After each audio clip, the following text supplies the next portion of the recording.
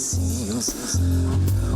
Wake up today just to lay back down and say, I won't be coming back. Let's call it a heart attack. Give me some of that knack. This is just a final payback. They all flipped on me, took my passions, left me be. When I had a place to sit, goddamn attitude to fit. Talk just knew where to spit. But things have changed and I have quit. Got nothing to look forward to but backlash full of lies. You're too late where you're going. This is fate, the whistle's blowing. It's much too late. It's too late. You're much too late. Like a this whole punk with his nose turned.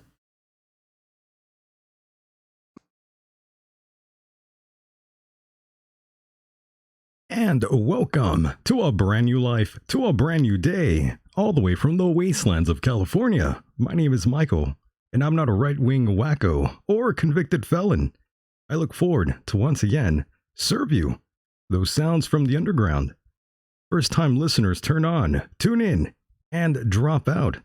This is a very different kind of show, a place where we don't feel so alone. Let us chase away the light no matter what you at home choose to believe. I certainly do admire you for your curiosity. Live and direct right now on YouTube, and later replayed on a whole lot of different places, heard around the world.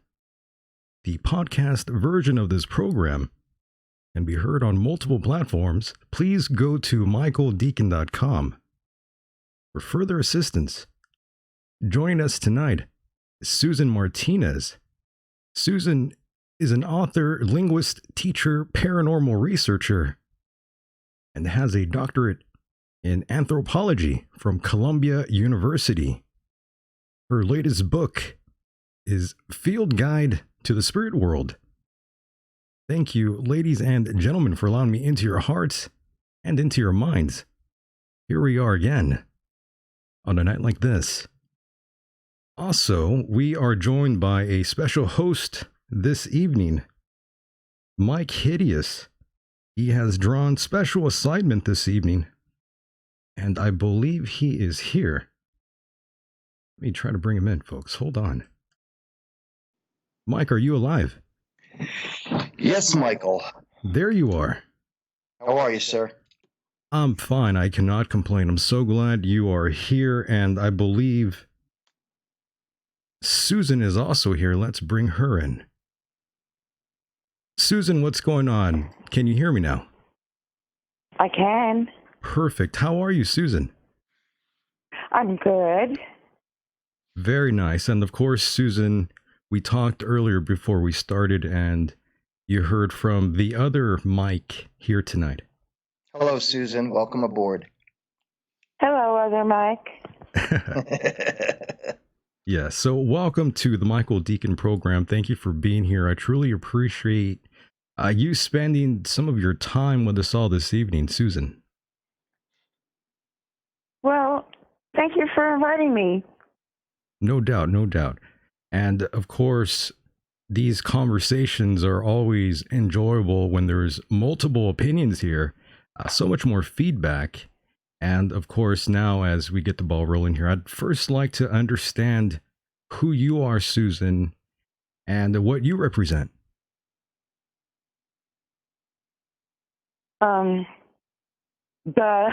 Yes. I don't know. I always have a little bit of a hard time talking directly about myself. Oh, I know what that's like. You know? It's a little weird.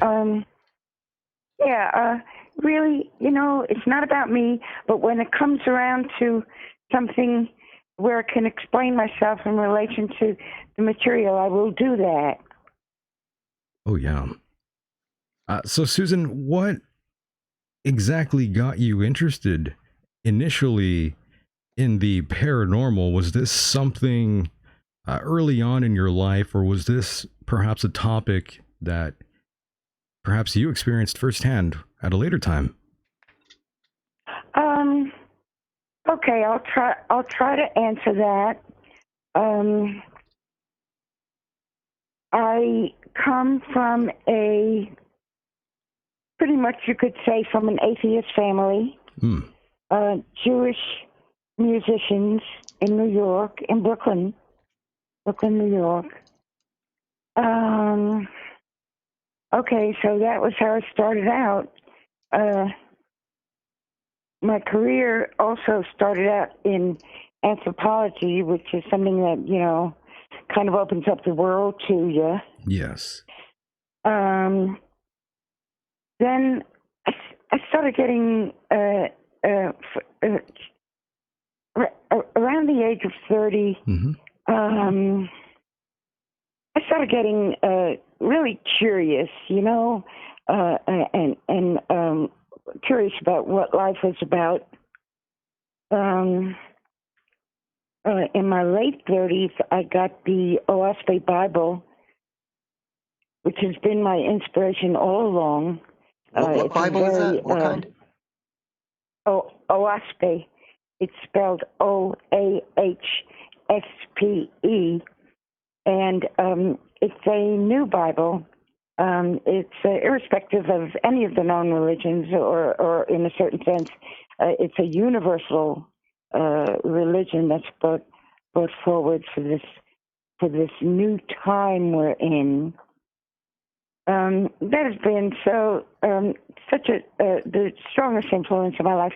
It is a spiritualist Bible, so that's where I began to learn about the unseen world.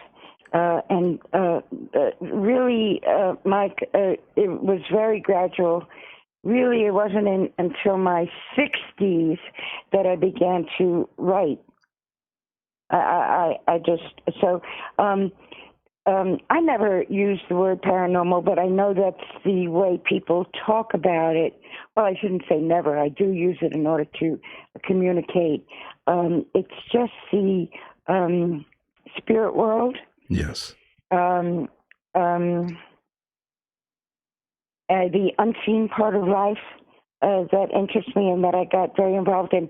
As a matter of fact, this book, I wrote 8 books before I wrote this book. In other words, I was afraid to write this book because of the general attitude toward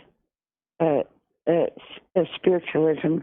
But I finally, I had to get it off my chest. Yes. It's interesting it's interesting you bring that up, because that's one of the questions I did have later on, was in terms of publishing books about, let's say, the paranormal, for example. I did want to know if that's been difficult at all. Fortunately, I'm hooked up with Inner Traditions, which is accustomed to that kind of editorial slant. So that's good, but that's only one place. And there are a number of publishers that do go in for works on spiritualism, but not too many. Yes. We're in a terrific minority here, but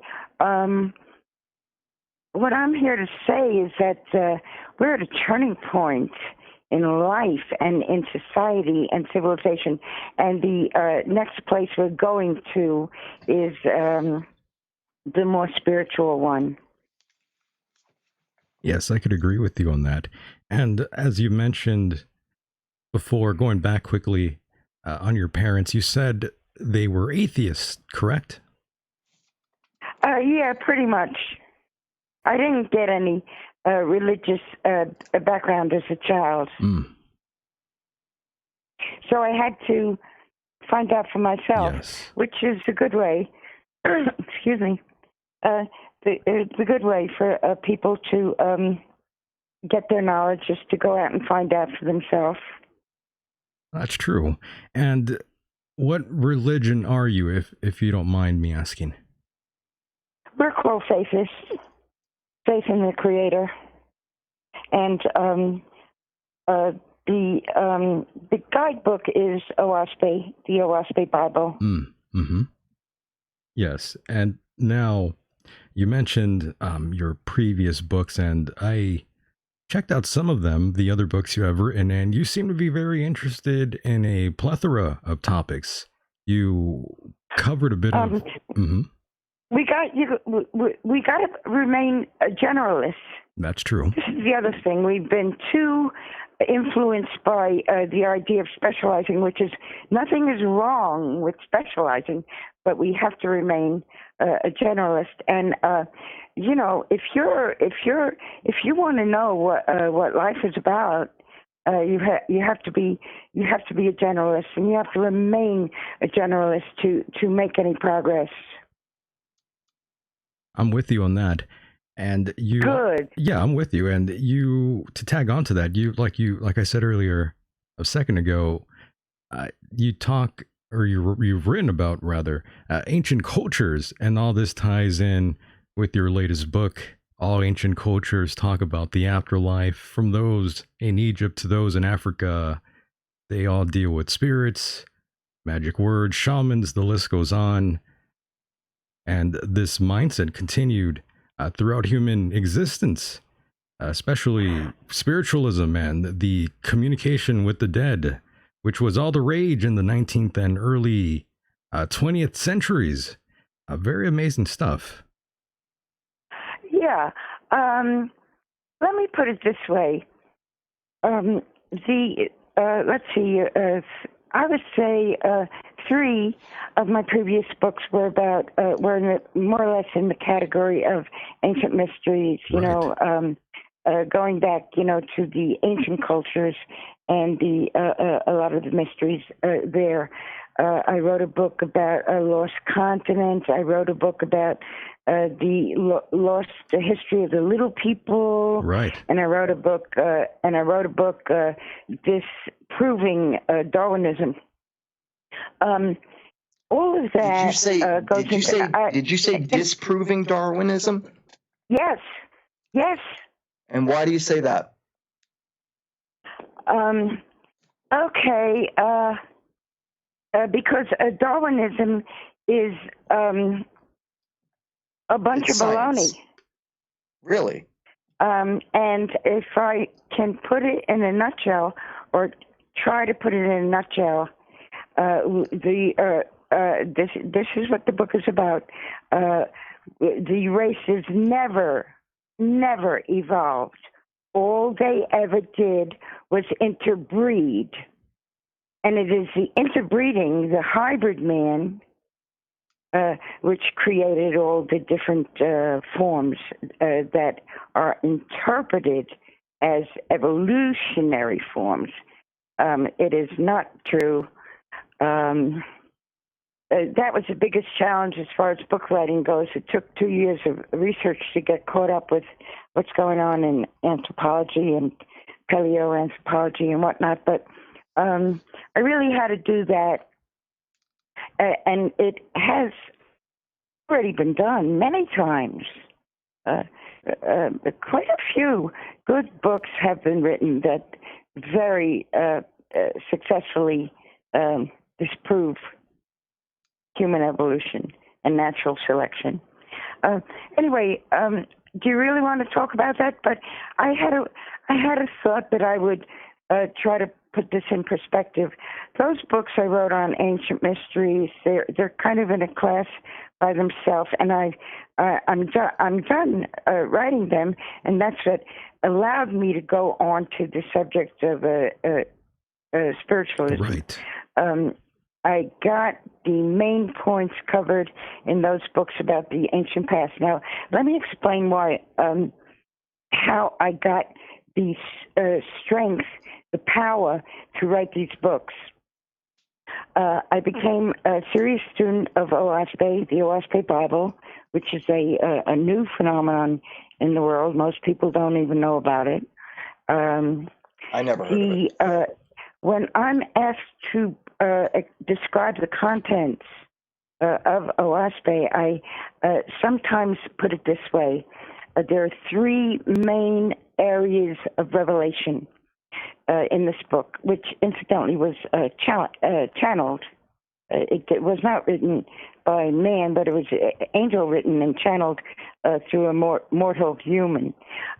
Okay, the three main areas of revelation in this new Bible are the records of the race, which is all this ancient history stuff, a new science, which I've also gotten pretty involved in and writing about, and last but not least, revelations about the spirit world. So I have all this at my fingertips, and as okay, now you're curious about the paranormal, so I will mention that most of my associates in OSPE, in this new Bible, and we are called faithists. Most of the faithists I know are clairvoyant type of people, sensitives. I see. Psychic sensitives. They're naturally drawn to the revelations in OSPE because, this is second nature to them. I am, in contrast to them, I'm not clairvoyant. I'm a scholar. I'm an intellectual. I came to appreciate the spirit world and the truths of the unseen in a mental way, not by direct experience, but this is accounted for in OSPE as a form of indirect inspiration. In other words, it is told to us that a few of the prophets in the past, Zarathustra, Brahma, Moses, Joshua, etc., most of the prophets knew they were guided by the angel world, inspired and guided, but a few of them did not know, were not aware of their spiritual guidance. They just, were who they were. I'm sort of in that category. I probably have the guidance, but I don't know about it. Understood. And I never actually heard of this before. So I'm glad Mike asked heard that. Of what? The OSPE Bible, you said? Yeah, I'm just looking it up right now. Thank you for pronouncing it correctly. No problem. It was written, apparently it was written in 1882. Oh, wow. Yeah. May I ask you a question, Susan? Of course. Yeah, jump in there. So, all right. So you've written this book about spirits and the spiritual world. Have you ever experienced anything with the supernatural, with having ever seen a spirit or been involved in something where you have seen something that's supernatural or phenomenon? Mike, this is what I just finished trying to explain myself, that my approach to this is intellectual. I do not have that gift. It's called the gift. It's called the seeing. I do not have it. What I have is intuitive understanding, the power to understand, to open my understanding to what the angels are telling us through the written word of OSPE. You're talking to the wrong one if you want firsthand clairvoyant experiences, because that's not me. Right. I can put you with people of that character because, like I say, most of my associates are clairvoyant. Understood. And do see and hear from the angel world directly. Right. And a lot of my research is about that. And the conclusions and the book and the chapters is about those things, but not based on personal experience. Yes. Okay, so if I may just ask you a question. Go ahead. I'm a little confused. Maybe you can help me out here. When what you just said in your last sentence about you mentioned the word angels. Now, help me out here. Is the I don't know if I'm pronouncing it right. The OSPE Bible, is that connected with any sort of OSPE Bible? Yes, sorry. OSPE, I'm sorry. There we go. Yes. Is that connected with any sort of like when you said angels, the first thing that came to my mind was like, mainstream religion, whether it be Christianity, Judaism, Islam, or anything like that. So is there a connection between that Bible and that faith and the mainstream religions? Okay, let me try to answer you. I'm so glad you brought that up, Mike, because people need to get this clarified. Right. That's why I asked. The way us faithists use the word angel is very straightforward. An angel is an ex-mortal. An angel is a person who lived on a planetary world in a corporeal existence like you and me are living in a body, and then passed away and went to heaven and became an angel. Well, what about, is that just the description of the OSPI religion? Or, if we're going to compare it to something like, let's say, Christianity, which, St. Michael and St. Christopher, particularly St. Michael, was God's right-hand man who was never in the embodiment of a human. That was he was just always there with God. So that's why I asked. Okay, right there is where we depart from the Christian religion in saying that yes, these figures who we're calling angels are once lived on a planetary world. I won't say once lived on Earth because there are other worlds that angels lived on and then went to heaven.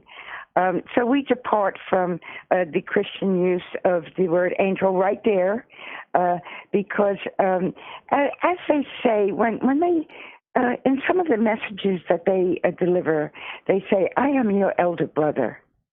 In other words, they lived on Earth, and now they've lived for 100 or 1,000 or 10,000 years in the spirit dimension, and still they say, "I am your elder brother," because once they lived on Earth as a mortal.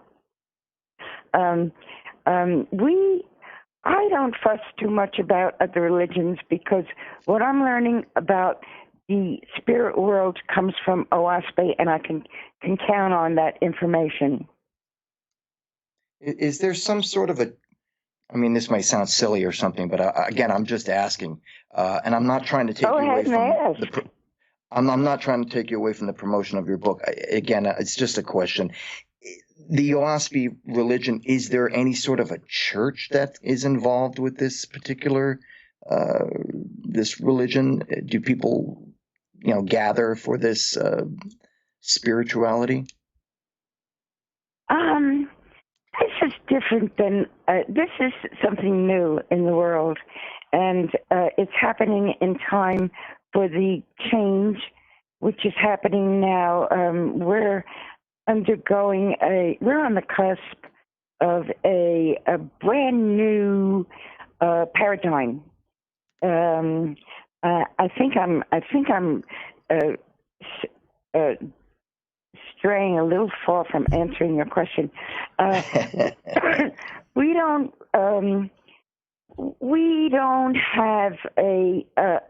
have much of a church. Yes. We do have some stuff going on. Since the OSPI Bible has been in the world for close to 140 years now, the main effort of the people who of the faiths has been to keep it in print. And to keep little groups going. There's a little group in England. There's a little group in Australia. There's some stuff going on in the islands.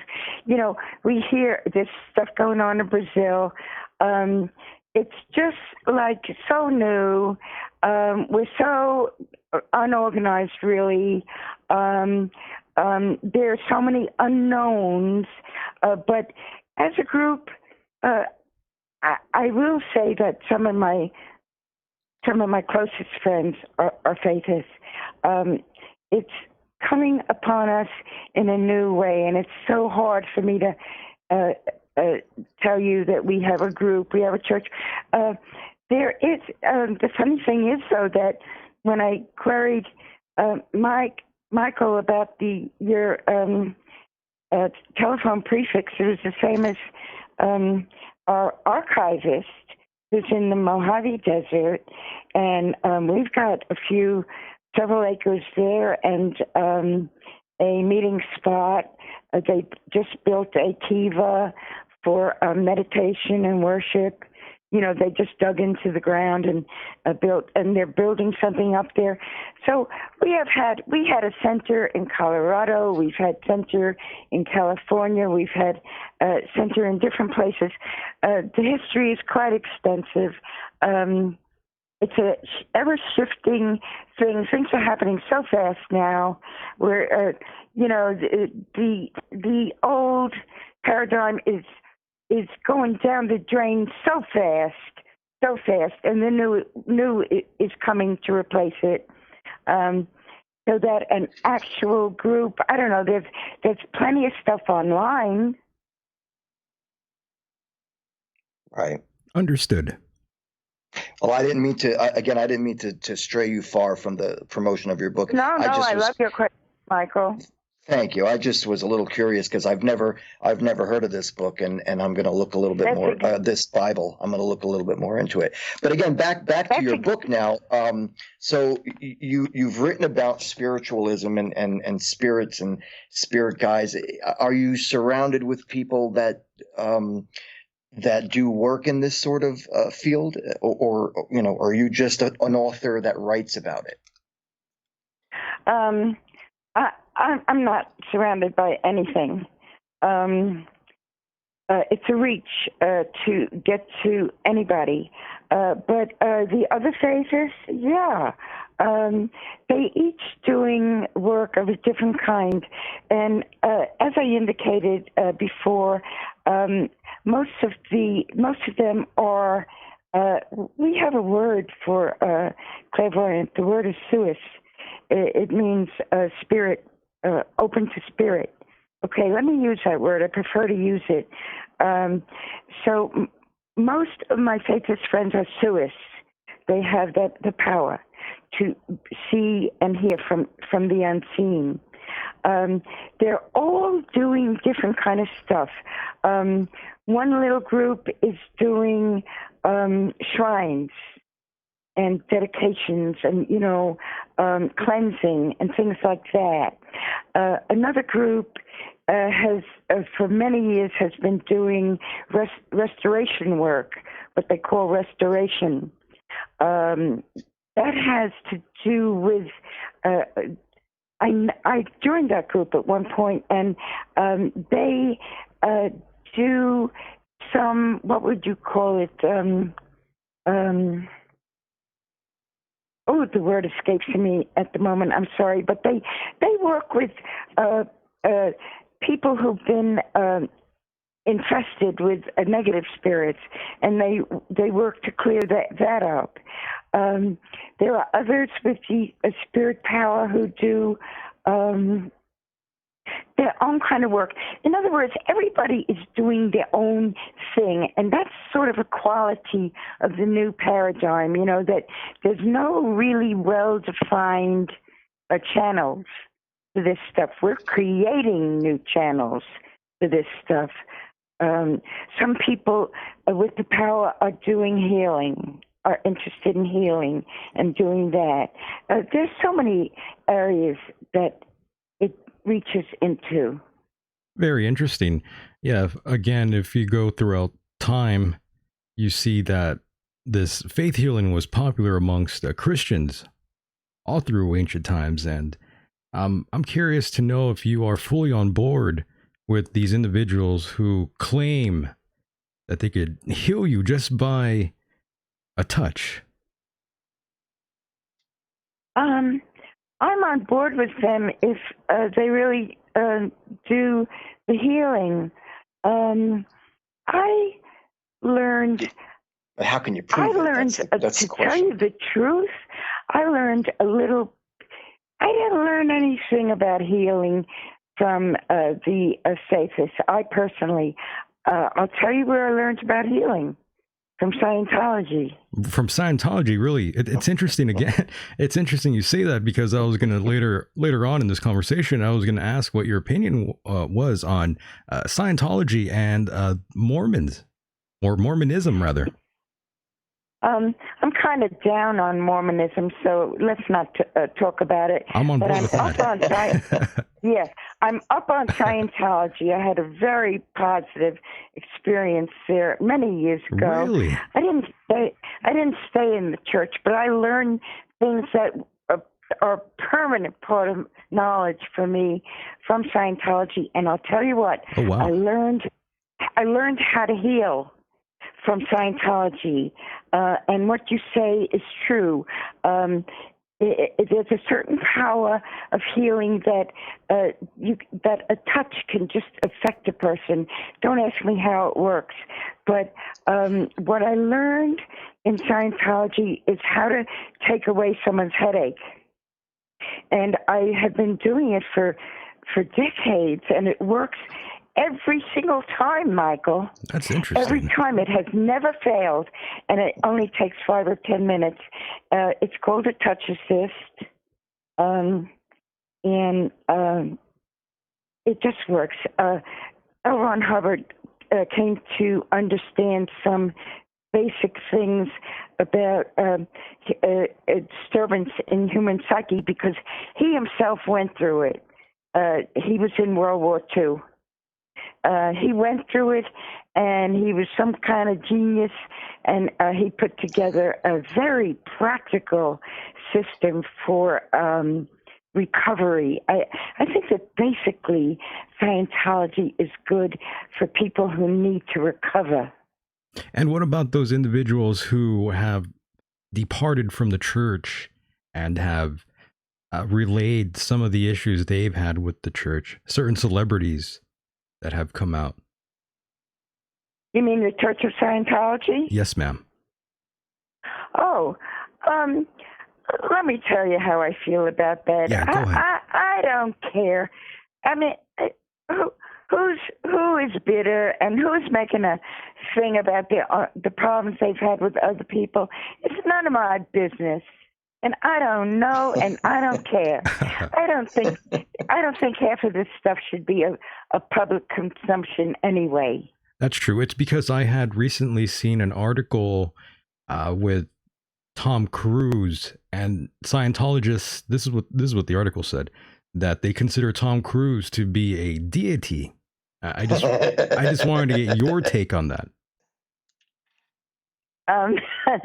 It sounds totally weird. I can't even understand what's going on. I don't know either, but you know, you've had. Go ahead, sorry. Part of the reason we don't know what's going on is that the whole business of celebritizing human beings, right, is idolatry, and it's got to go. It's got to go. It sucks.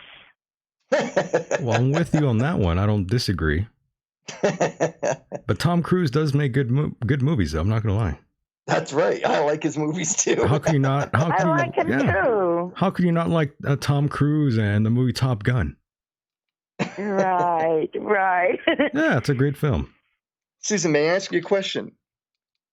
Sure.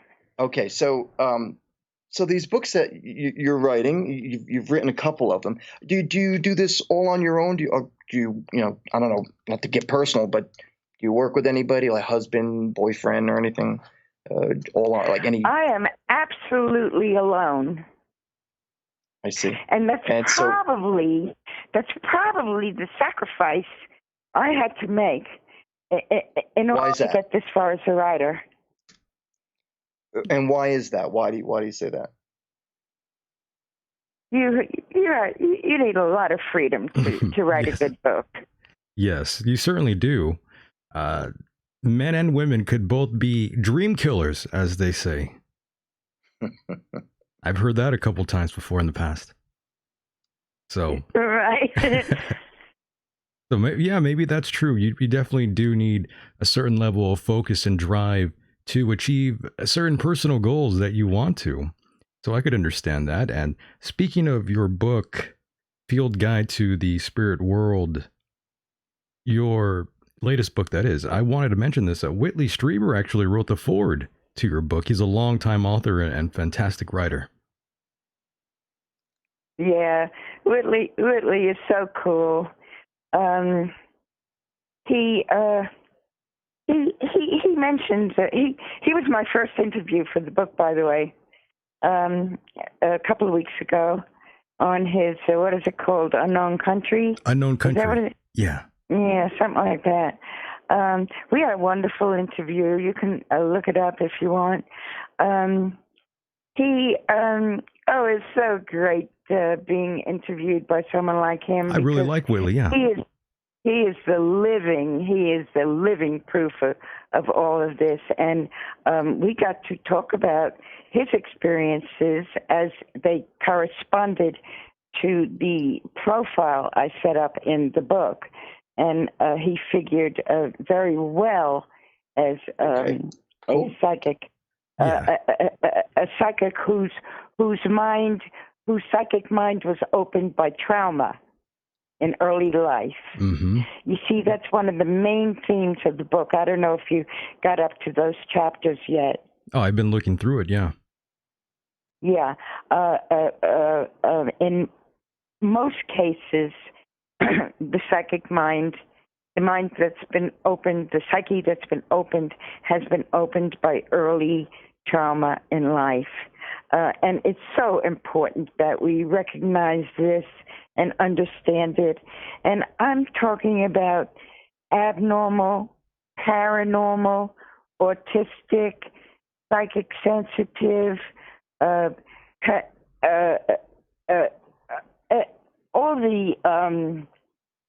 the categories that are explored for the unseen side of things.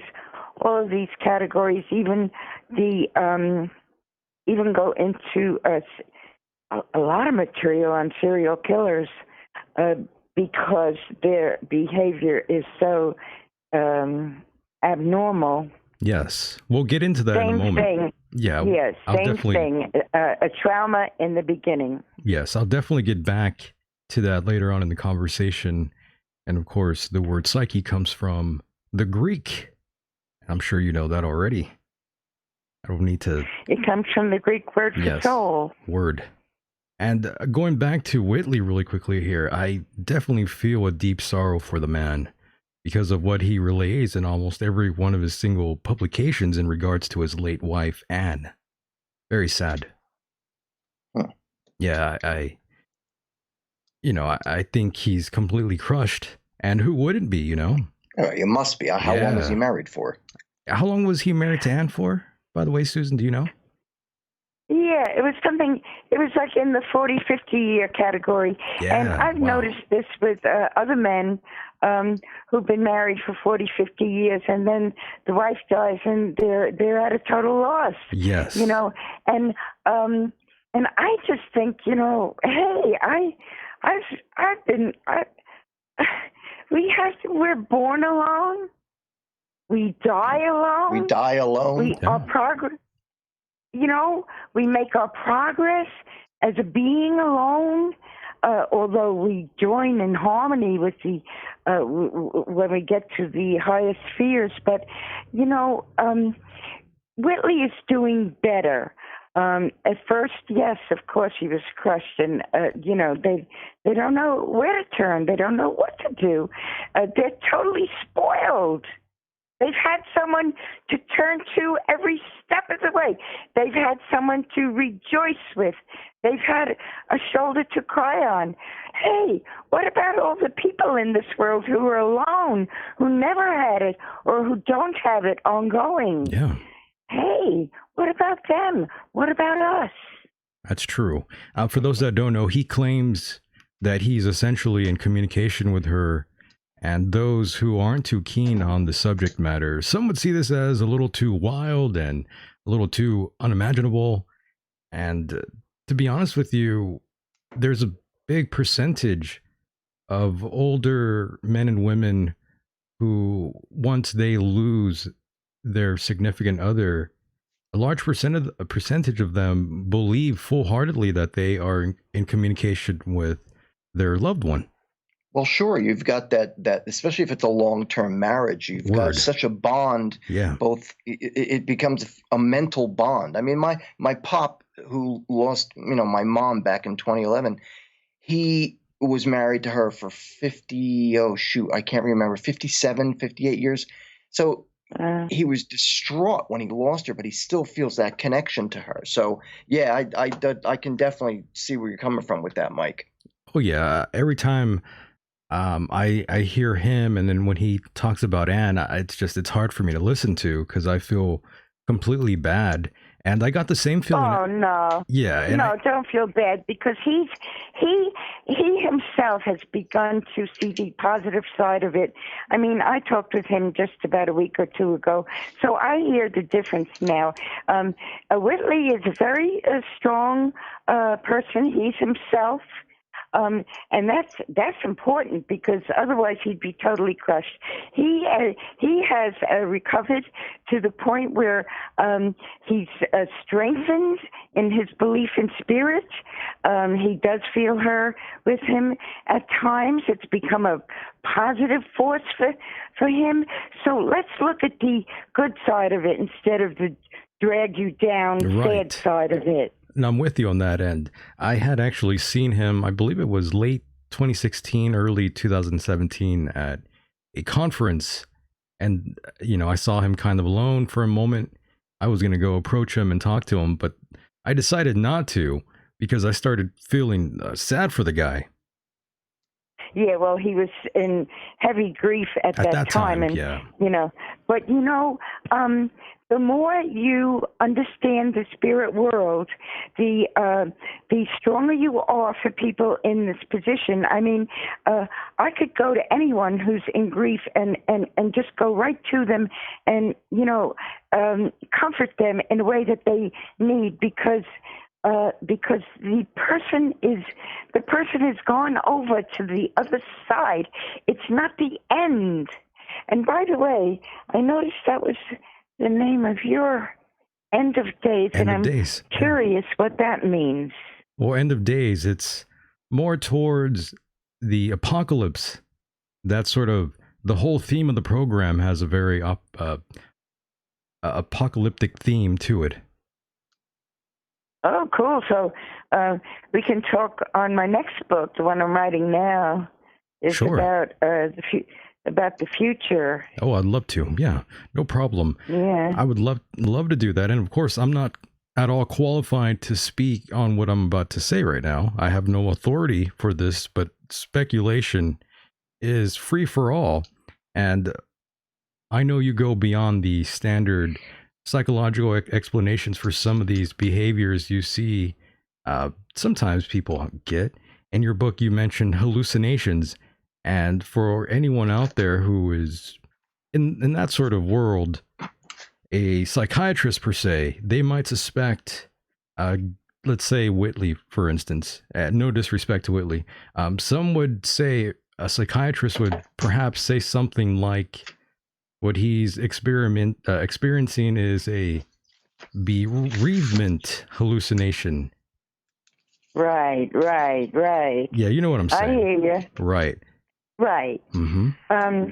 So you want to talk about this for a minute? Yeah, no problem, because I think it'd be important, essentially for everyone really to hear this part, because as I was saying, because as I was mentioning earlier with the elderly who lost someone, now they're widows, a good percentage, like 30-60% of these people actually do experience these hallucinations.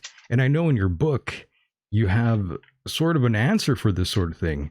And again, no disrespect to Whitley. I'm just trying to add more layers to this conversation, open things up more. No disrespect, Whitley. Of course not. If he listens. Yes. Let me see. I'm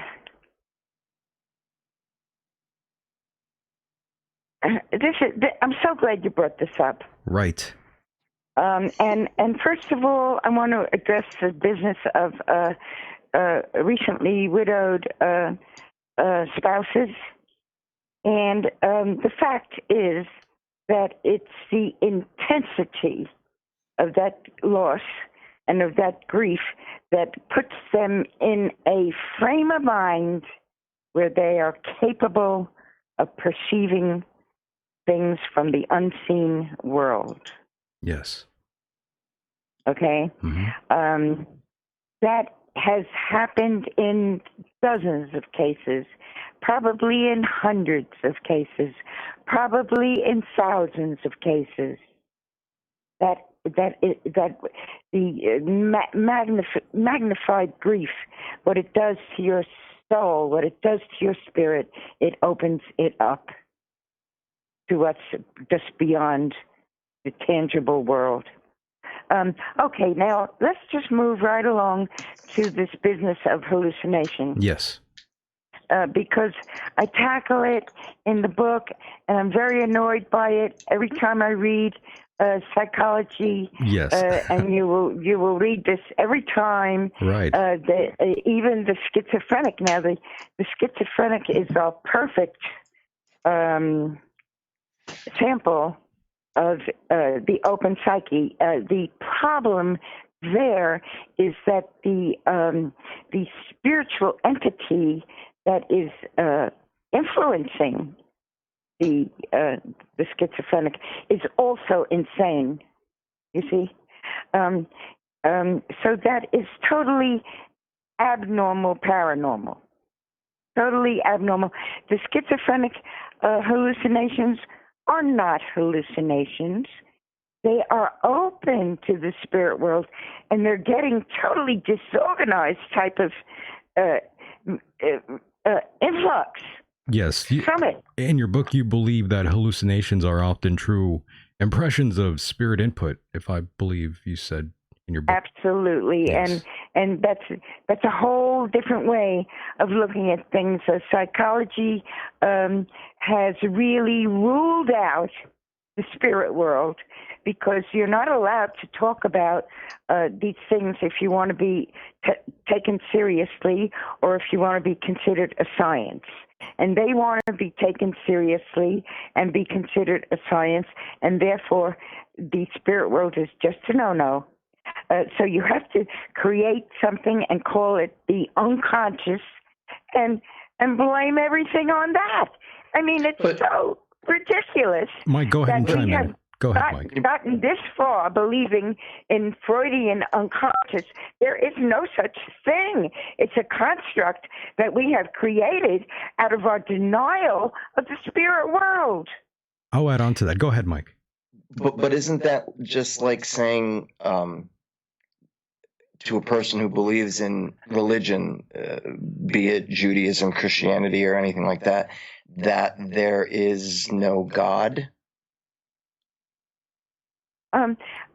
Mike, be more specific on how you're comparing the one to the other. I don't quite get what you're saying.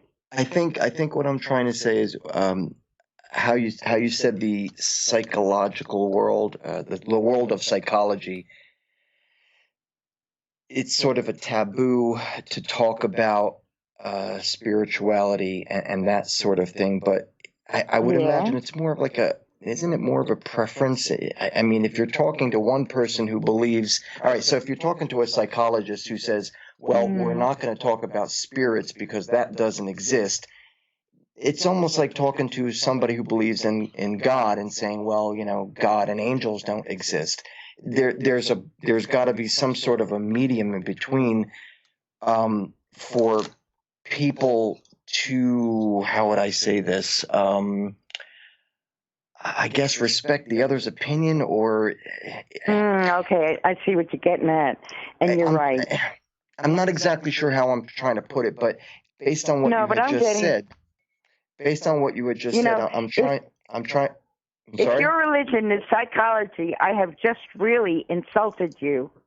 Well, actually, exactly. That's what I'm saying. Yes. If somebody believes that, you know, a psychologist or a psychiatrist, either one, if they believe that a person who's having, for lack of a better term, mental discrepancies or mental issues where they're claiming to see ghosts or spirits or God, a psychologist and or psychiatrist is going to, they're going to cut that out and say, no, it's here, take these pills. Yeah, they're going to deem it that you have some sort of mental illness. Psychological issue, right. That's what I'm trying to say. So for somebody to say, well, the spiritual world is real, and those who have mental issues are simply opening up because they can see or talk to or communicate with spirits or God or angels or demons, that's debatable, right? Yeah. But can I inject one thing? This person still has mental issues, despite the fact that I pointed out it's a spiritual channel that's happening. They're still mental. Okay, I still I can understand what you're saying on that. There's still a problem. I think what I'm trying to say specifically, though, is that forget the fact that somebody might have mental issues. If we're going to say that a psychologist is going to rule out that they are not communicating or having a connection with the spiritual world, then who's to say who's right and who's wrong? Okay. It's very, very, very fragile. It's very sensitive what we're talking about right now, and you're right. But the point I want to make right now, right here and now, is that it is our own inner judgment that will decide what's true and what's not. There's nothing beyond that, Michael. It's our own judgment. Let's count on it to tell us whether we're being lied to, fooled, tricked, or being told the truth. It's our own judgment and nothing else. And that's why that's what the Creator gave us. The Creator gave us a top-notch mind, and the Creator gave us free will. And we can put those things together and decide for ourselves what the truth is. And there's nowhere else. There's no other authority. Amazing. Okay, point taken. But now let me ask you this, not to get completely off the topic, but what you just said right here now, you said, quote unquote, the Creator. Now, is that part of the, again, I don't know if I'm saying it right, the Bible, what is it? OASPA? OSP? OASPE, you got it. It's part of OASPE. It's part of Native American religion. It's part of many of the world's religion to speak. It's part of Islam. Islam recognizes only Allah, and Muhammad is just his messenger. Okay? Right, as was Creator Jesus to is God. The top guy in most of the world's religions. Okay, and I'm not debating that. What I'm saying is when you said the Creator, I was going with the question that you obviously believe in a higher power. So when I had said before, if there was any connection between other mainstream religions that believe in a God, whether it's any of the mainstream religions, your religious belief is that there is a Creator, a top entity, so to speak. Am I correct in that? Absolutely. I beg your pardon? Of course. Yes, you are absolutely Say that correct. again. I didn't hear you. You are absolutely correct. Okay, so then yes, you do have a belief in a higher entity. Okay. Yes. Yeah, it's going to come down to belief. Also, everything is going to shake. When you shake that tree, the final thing is faith in the Creator, or no faith.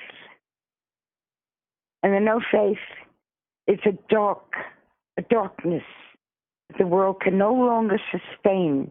That's why all these changes are happening now. We're moving toward light. And it's not just a thing. It's the planet. It's the solar system is moving into the part of the cosmos which has a maximum of light, and that's on a regular basis. That happens once every 3,000 years. That's what this whole new science is about, explaining cosmology for the first. Susan, no, not for the first time, but for modern man for the first time. These things are known to the ancient Egyptians, to the ancient Mayas. These things were known and lost. Man has always believed in Creator, and there have always been believers and disbelievers.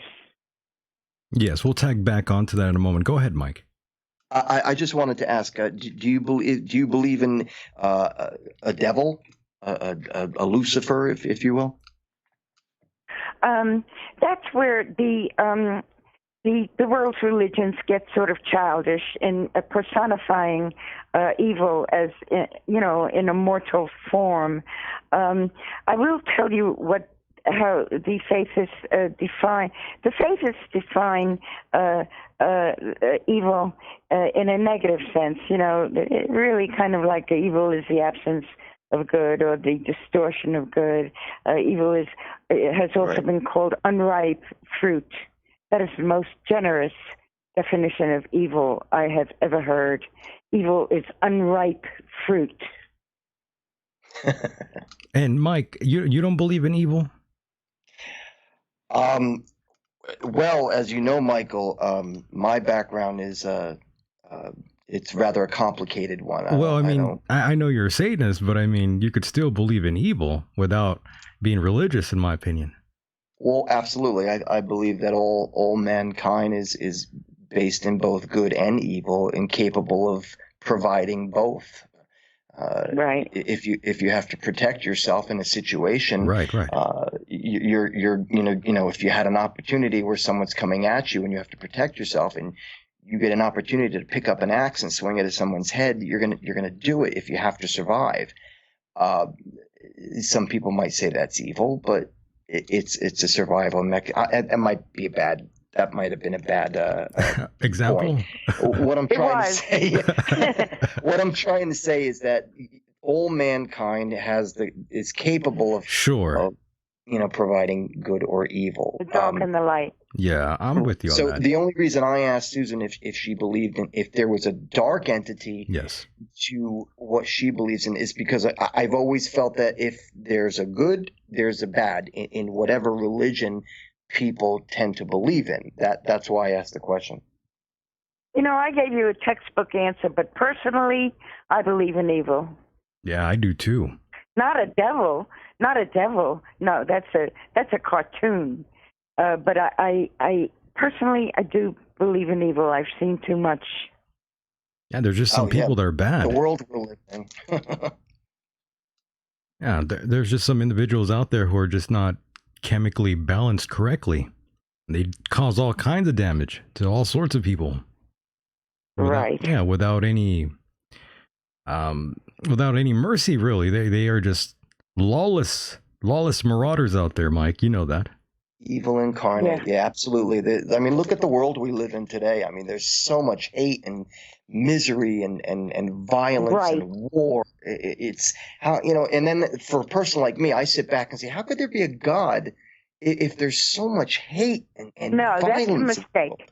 That's a mistake, and I see people saying that all the time.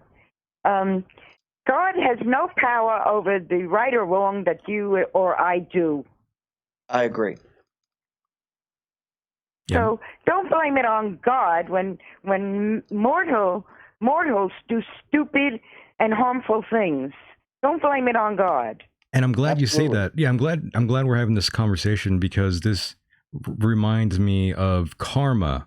And certain people say, "Oh, well, that's karma." But I always say, no, I don't think that's karma. That has to do with the individual who lacks common sense. I totally agree, Myke. Or they did something along those lines. It has nothing to do with karma. I always believe karma doesn't exist. I don't believe it either. Because if it did, this world wouldn't exist. That's right. Yeah, I like that. Yeah, that's just how I personally feel. I agree with you 100%, Michael. Do you feel that way, Susan? Yeah, I like the spirit of that. Yeah, I'm glad we can all agree on that one there. because I mean, like you were saying, Mike, there's so much ugliness in the world. There is, and and especially now with all the social media, maybe 30 years ago you had like news networks that talked about news around the world. This happened, but now you've got instantaneous access to anything, practically anything around the world. So we find out things like in the split second of time. We can find out what's going on in Lithuania, Finland, Somalia. Everything's going on. We find out about it, and that's why we see so much more evil. We see good things too, but we see a lot of negativity, and it's an overload, in my personal opinion. But we're getting off subject. Exactly, I agree with that. Oh no, right? For me, that's not off topic. I'm writing I'm also preparing to write about Techlash, because it's my black dog. Really? I like that. We got to talk about that. Yeah, tell me about that before we dive right back into the afterlife. I definitely had a couple more questions, and a couple more questions about your book. But yeah, tell me about this new book that you are writing. We are both very curious. Techlash is so hot that, it's so hot and it's so happening everywhere. But due to cognitive dissonance, which is very strong right now in the world, it's not really, I don't know how to say this, but it's just not, no one's paying attention to it. In other words, we've reached a point with technology where we're really not benefiting. The unpleasantness is just on a daily basis. Each of us have unpleasantness because of technology and the point that it's gotten to. Absolutely. There's so much. The whole life has become one big technology story. I never wanted to live like this. I never planned to live like this, and I never wanted to live like this. And I feel that as a writer with some experience, I want to take whatever I've got as that and deliver a message about technology, because I really, and personally, I'm just so fed up with it. Personally. You and me both. But there's so much out there that needs to be looked at and understood. And in other words, the thing that mankind lacks right now is harmony. And the thing that mankind wants so much to live by is harmony. And the thing that is coming for the future of mankind is harmony. And technology is so much anti-harmony. So much. Yep. Oh, I agree. I'm putting a lot into research and trying to put things together, but it's just, it's just in the planning stage, and I'd like to find out who's on my side. Well, the Chinese and the Russians, they are not on your side. They are definitely creating. You got that right. We are definitely in a very serious arms race with both China and Russia over AI. Both are very hard at work at creating a very advanced weaponry using AI. So for those that aren't aware, not just AI, look it up. EMP and cyber attack, all of that is so much. There was something in the news just the other day about a system that went down, and they said they didn't know what caused it. I can't recall what it was, but my red flag went off. Cyber attack. Ah, yes. My little red flag went off. This is what's going to happen. This is what's going to be happening, and we're all. this, I think 2019 is the year that infrastructure is going to start failing us big time, and we won't be able to catch up, and we won't be able to patch up, and we're in for a, how about that word of yours, apocalypse?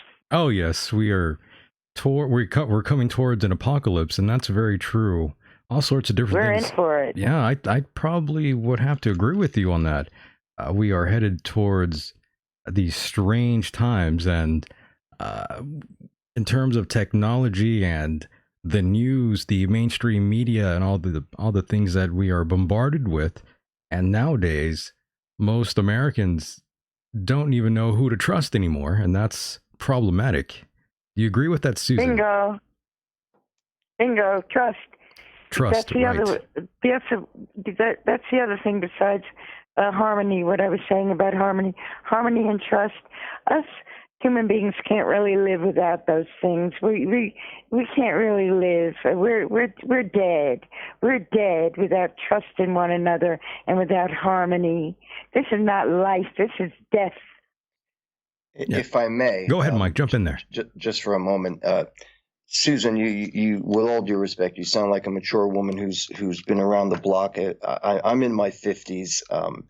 I have seen what's taking place with today's younger generation, and in some cases, I'm in places where I see the younger generation of kids, anywhere from age, I'm gonna just for the sake of it, I'll say from age 8 or 10 to about age 25, maybe 30.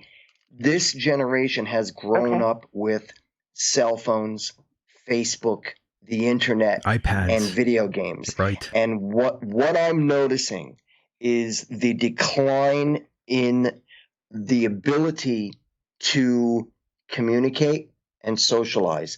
I see kids sitting at tables, if they're in a restaurant, a group of kids, they're not even talking to each other. They all have their heads down. They're all playing with either their games or cell phones or whatever, texting, going on the internet, watching television.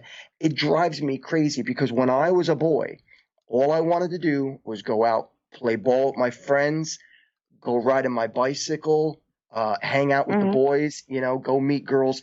I just, maybe I'm an idiot. Maybe I'm out of touch. You're not. I don't see it happening. I don't see it happening anymore. And this is our future. We're a bunch of robots. Right, exactly. So I'm looking forward actually to this book that you're going to put out. I'm actually quite interested in what you're going to write. Can you imagine if both of you in your generation growing up, if you both had cell phones? I don't know if I'd be the person who I am today. Exactly. Yeah. I truly don't believe so either. I was just thinking about that myself. If we had all this sort of technology very early on, and how different that would have impacted the world. Since we're seeing the impact now. I think what I'm seeing is there's two sides to this. There's the group of people who are the technology geniuses who are creating this stuff, writing programs and mathematics and all that. These people are geniuses, no doubt. And the technology itself is fantastic. The problem is the other group of people are the ones who are using it, but they're not using it for its potential. They're using it for pornography. They're using it for minuscule nonsense. Here's what I had for breakfast today. Here's where I'm going this afternoon for a hike. Who cares? Who cares? But there are still those people out there who are the geniuses who are creating the technology. It's the other people who are using it that don't always use it to its potential. Right. Absolutely. I had the exact same reaction as you do, Mike.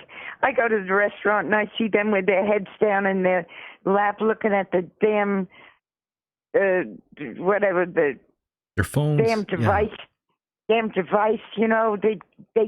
You are so right. And I'm going to repeat that. I'm going to use that phrase you used. I'm going to use it as if it's my own idea. I'm going to steal it from you. That they don't know how to socialize. Oh Go boy, right you ahead. hit that nail on the head. Yeah, a lot of They these, don't know how to socialize. a lot of the younger generation are very socially awkward. Very socially awkward. It's very weird. They're zombies. Yeah. They're little zombies. Yeah, I was in the food store about 3 weeks ago. I was shopping and getting my food, and I'm walking down the aisle, and I saw this little girl. She must have been 11, 10, walking down like behind her mother. She had her head down the whole time, just like the world is passing these children by, and they're just not seeing it. Mm-hmm. You know what's even more upsetting? That the true authorities and intellects and the people with attention on them are not saying this, are not seeing it, are not admitting it. You know that it takes a weirdo like you or me to bring it out. Very, very true. Very true. And I just wanted to quickly add to that it's not just the millennials, it's also everyone, all of the American culture. We are riddled with people just filled with ADD and just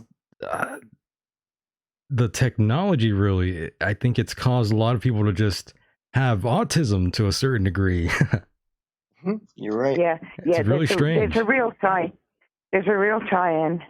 There's a real tie-in. This is really the thing. It's the problem with society that we see today. The older and younger, everyone in the middle, the lights are on, but no one's home. Right. Yeah.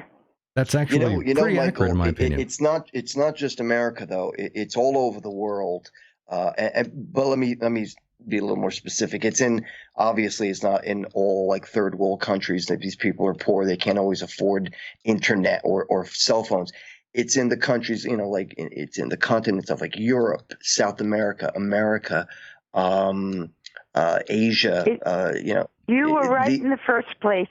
It's all over the world, including the third world. Yeah. The first thing I donated, someone got me to donate a little money to a village in Africa recently, and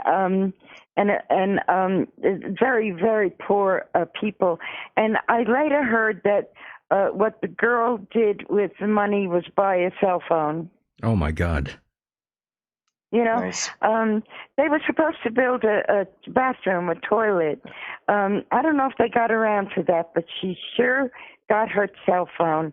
And that is, that's the first thing that the villager wants. Well, Susan, she had to get her priorities in check there.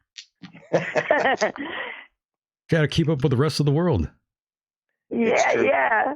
Well, actually, I'm actually very proud of France and the Yellow Vest movement out there. Absolutely. I'm very proud of them. What is that? That sounds familiar. Oh, the Yellow Vest protesting that's been going on. What is that? I don't know it. I'm isolated over here. Mike, you've been keeping up with that, right? I got to be honest. I know what you're talking about, but I don't know all the details. However, a person did explain it to me, and these people who are standing up for their country, I got to say, at first I was very confused because I saw the rioting going on, and I didn't quite understand. I see these guys, guys, girls, children, not children, young kids running around, and it's almost as if they were creating mayhem and chaos, but it's sort of the protests. I kind of understood when someone explained to me what was happening. Again, I don't know all the details, but these people are standing up for their country. So maybe you can explain it a little bit better, Michael, because I'm not fully detailed on it all. Well, they've been going at it hard for yes, I don't know have, what, like 20 weeks now? I don't know exactly what it is. Yes, and yeah, I was just wanting to say these people have been going hard and fighting for their country. It has to do with tax. It has to do with a couple different things. And these protests have turned violent, as most do.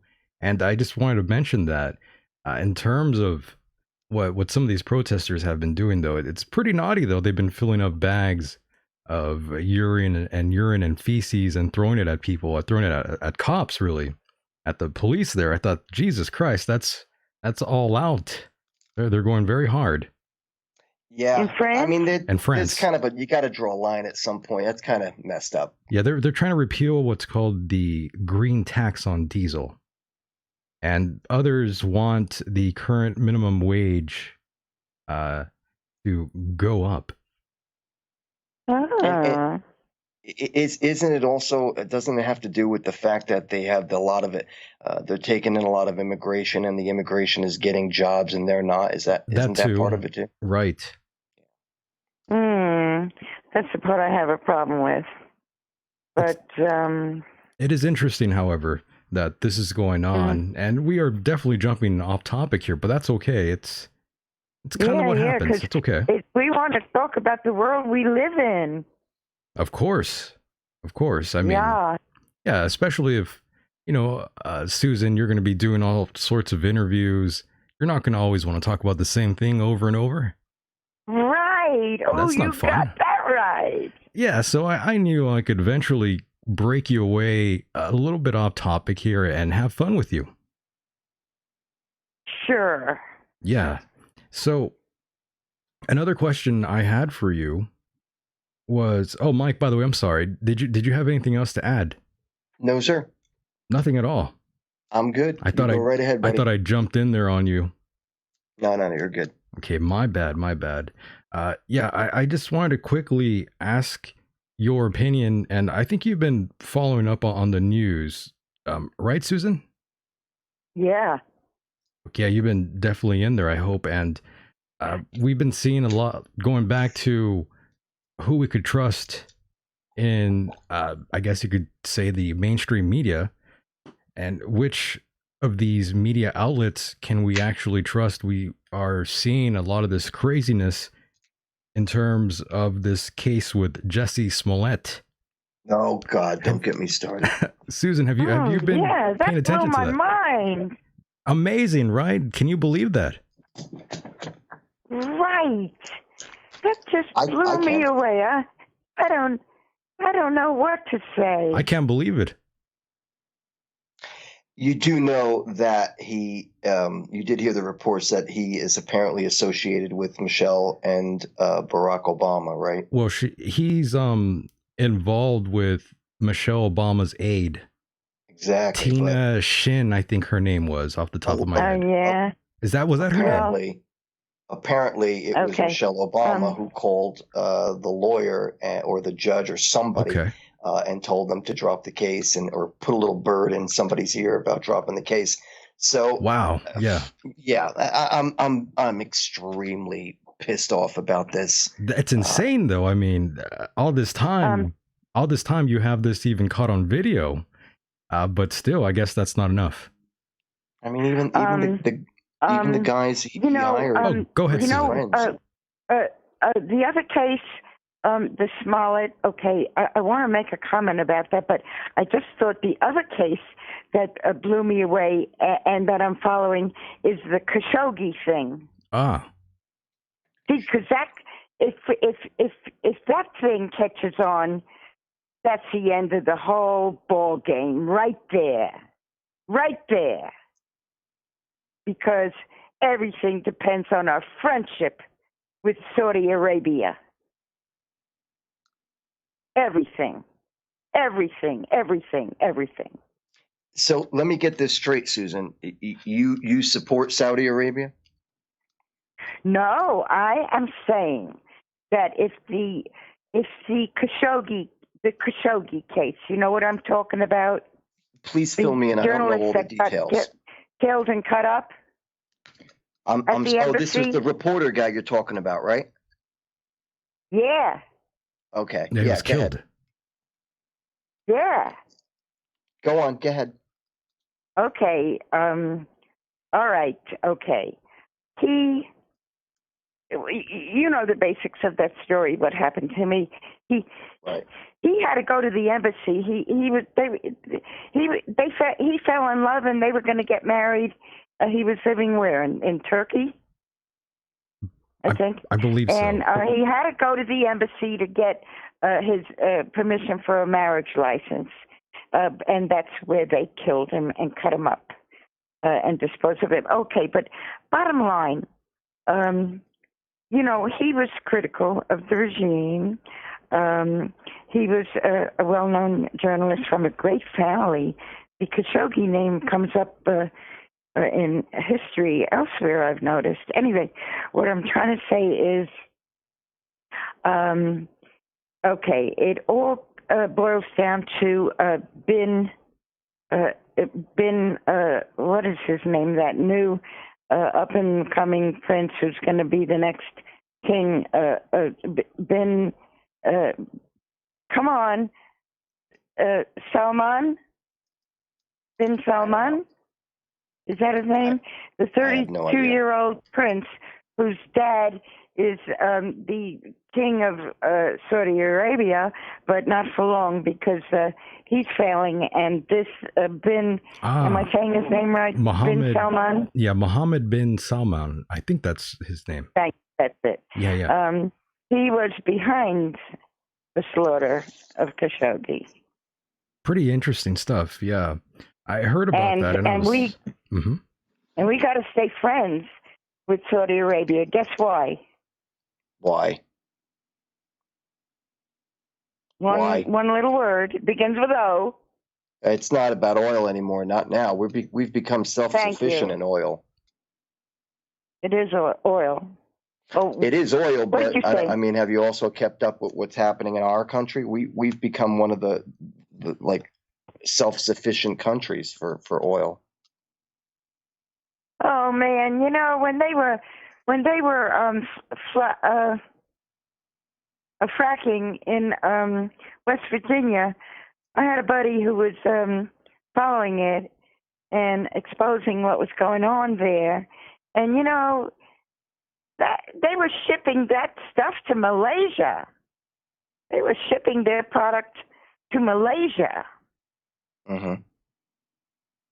So I'm not quite sure I follow you. Yeah, me neither. Well, maybe there are other reasons we need to stay friends with Bin Salman and Donald Trump needs to stay friends with Bin Salman. My personal opinion on this whole thing with Saudi Arabia, this is a country that suppresses women, kills you for being a homosexual, will also beat or kill you if you don't have, your proper Muslim look attire. I mean, these are people who, in my personal opinion, are not good, moral, liberal people. They'll kill you at the drop of a hat. So, frankly, I can't see why we would even want to stay friends with them, oil or not. I mean, bottom line is this: oil, no matter where we get it from, it's going to cause a problem. No matter where we get it from, Saudi Arabia, that's Russia. Good. Maybe we should switch to wind power. The Trump administration authorized Saudi Arabia, by the way, to receive American unclassified civil nuclear technology just months after Saudi journalist Khashoggi was killed. And yeah, I heard that. Apparently, the Khashoggi's killers received a training in the United States. This was just reported a couple hours ago. Of course. Wow. Pretty interesting. Oh, are you surprised? Not one iota. Well, there you go. Very interesting plot twist there, really. And of course, Donald Trump very buddy with the Saudis out there. I wouldn't say too buddy. You think he has something up his sleeve? I gotta say, I think the man is all about this country. I think so too. What he does with other, pardon? I said I think he might be that way too, for all intents and purposes. Yes. I think that his association with any country, no matter, I mean, look what he's doing with North Korea. That guy's a total asshole, and yet, we're trying to maintain a relationship with them so that maybe, just maybe, we can get a 50-year war to end and merge the country so that they can. I mean, people are starving to death in Korea. Yeah, they got a great North military. Korea.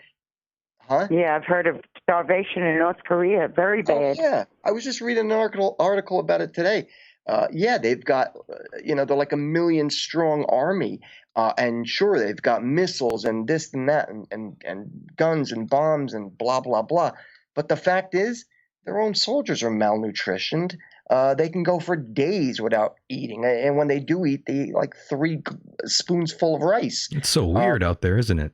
It's crazy. Mm-hmm. They have actors that hang around in certain areas of the country so that when tourists tourism, come through, it looks like there's people that are busy in this business world that really is non-existent. So there's really no threat from North Korea. Aren't you glad you live in America, not some third world country? I know it. Amazing. Absolutely. I They know can it. say what I they give want about thanks this to country. God. I mean, a lot of people complain every day and they act very angry about this or that or the other. And they could scream till the cows come home for all I care. They aren't born in a third world country. They should be very thankful that they grew up in America. All right. This is right. It's pretty insane. Our prophecy, the faith's prophecy, is that America is the land that is going to lead the world into the next better civilization. And that the Native American is going to be an important part of that. Yes, the Native Americans. Yeah. Because how is that? the natives have a beautiful history. It's revealed in Owaspe. There's a beautiful book of Hiawatha.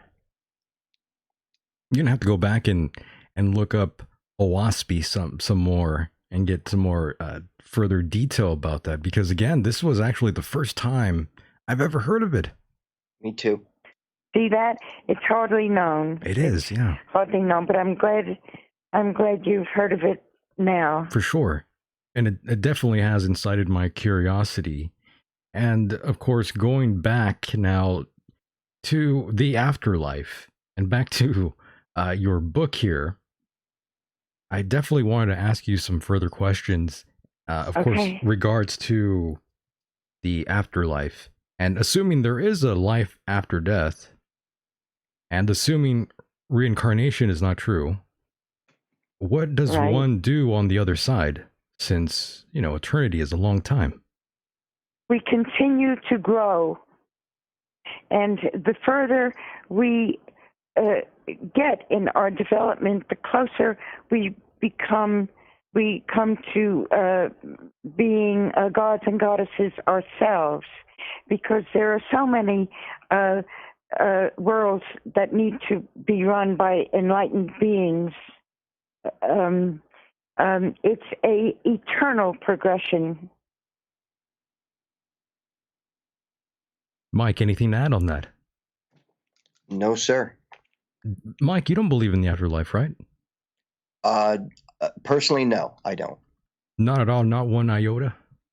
Well, probably to a great disappointment to Susan, I do not believe in an afterlife. I believe that we are a cosmic accident that makes the most of our reality here on Earth. And when we die, we are done. That's my belief. But what do I know? Wham, bam, thank you, ma'am.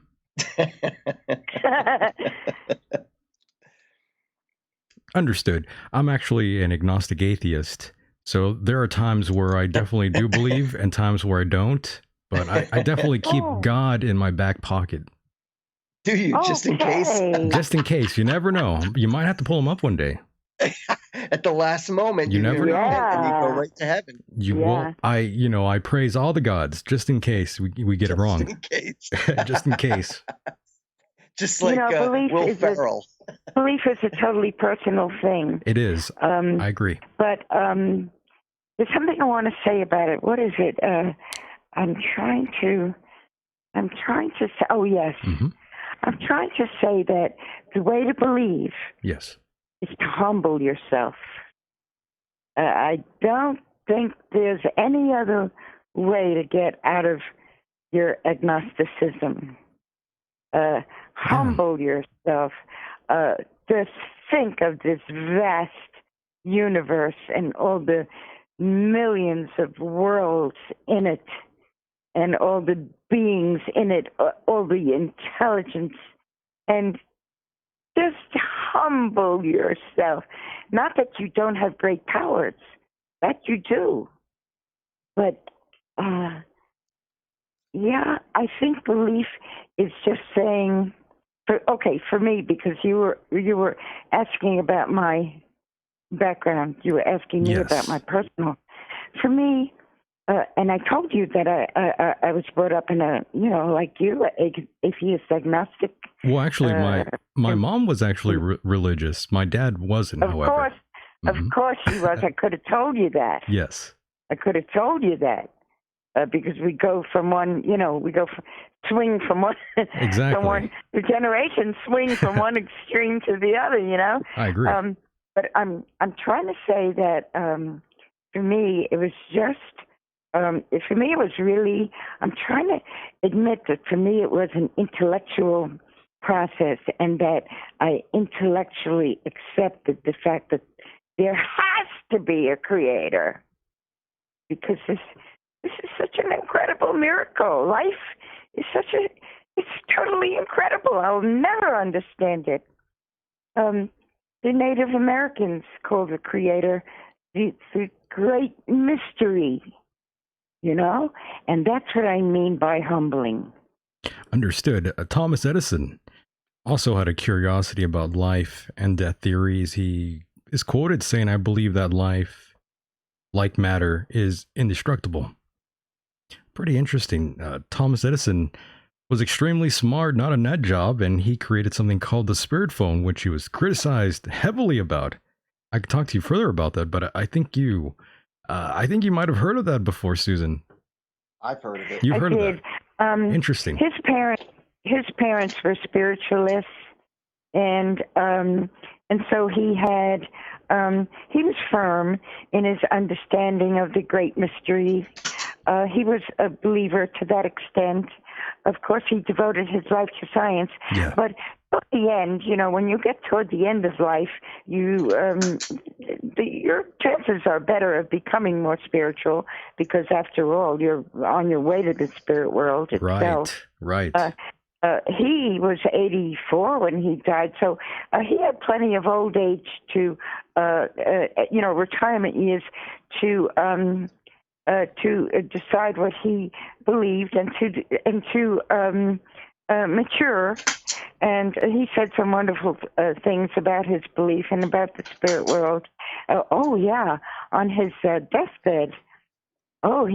He used his powers. He believed, and he used his power, his spiritual power, to stop the clock at the factory at the moment of his death. So let's say he died at 12:15. That's when the clock stopped at the Edison factory on the night that he died. That's wild. Oh yeah, there's some great stories connected to Thomas Edison. I really respect him. I would have loved to know him, and there was something altogether cosmic about him, because his initials, his name was Thomas Alva Edison, so his initials were TAE. And TAE is the ancient word. It appears in OSPE as well. The ancient word for the perfect man, the ideal man, the man of God. And Edison had those initials. Edison brought the world into the modern era when he electrified New York in 1881, and the whole world followed. Is that before or after he electrocuted all those animals? PETA won't like What are that you one. talking about? Oh, you don't know about all the animals he electrocuted? That was Oh, for tell me. science, Mike. Yeah, I mean, he electrocuted an elephant on in New Jersey. Wait, I'm Yes. sorry, Coney Island. That's true. Coney Island. Oh, I didn't know about it. Oh my God, dogs, cats, monkeys, birds, you name it. Why did he do it? Why? Yeah. Was that your? Yeah, because he wanted to see how animals reacted to alternate current, or was it direct current? Direct current. Right. And my God. the most No, horrifying thing I read was when he electrocuted the elephant on the boardwalk at Coney Island High. Absolutely disturbing. Now, in one, I mean, I'm not going to take away what you're talking about, but I got a major issue with him. Yeah, Mike is a big animal rights activist currently. Oh. So he does not like that whatsoever. I already knew that part, yes. I knew Mike was going to go there. I shouldn't have built him up so much. That was like a 9 Inch Nails video, huh, Mike? Oh, that's horrible. Amazing. That's horrible, that was a great video, though. I get so disturbed when I read about that. I know. Mike is very sensitive towards that. What really bothers me the most is how you're electrocuting dogs, cats, everything. You're working your way up, donkeys, horses, and then what the hell do you have to electrocute? I mean, you've gone so far up the ladder. Why do you have to electrocute an elephant? Not only an elephant, but in front of a crowd of people. What the hell was the purpose? Really? What was the purpose? Well, the Romans threw the Christians to the lions. Wait, for entertainment. Let's not go there, Michael. I'm trying to joke with you here, Mike. I just when I read that article about him, it just really disturbs me. It's very it is very crazy. It's disturbing. A lot of these experiments still go on. Well, not with electricity, but with other harmful products.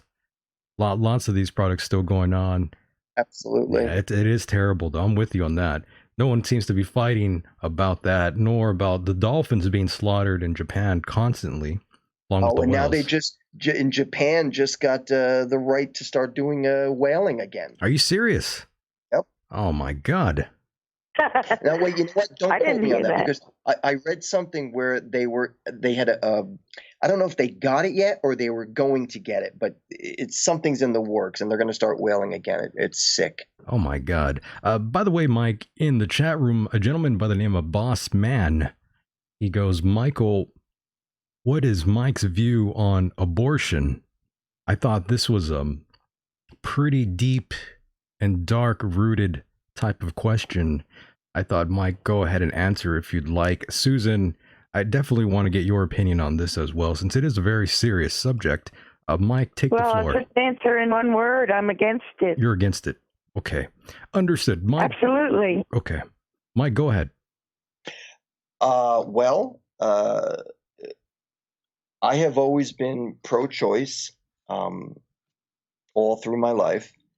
However, there is a new law that has been passed recently within the past few months that a woman is now, and I'm not sure if it's throughout all the country or just in a few states. I think it's just in Maryland right now, where a woman is allowed to have an abortion at the fourth trimester. Am I saying that right? Fourth trimester? Yes. Which is that is she correct. Can actually give birth or be in the process of dilating to give birth, and then has the option to kill that child. I am completely against this, and I'll tell you why. And this may sound really disturbing. I may make a lot of enemies when I say this, but I'm going to try to be as diplomatic as I can in explaining this. It is my personal belief that if a child has just been created through the act and consummation, and a child is growing as a small, tiny cell, it is my belief that that child is not fully formed to feel pain, or understand what is going on. However, when that child has a brain and is born, or even in the last few months of its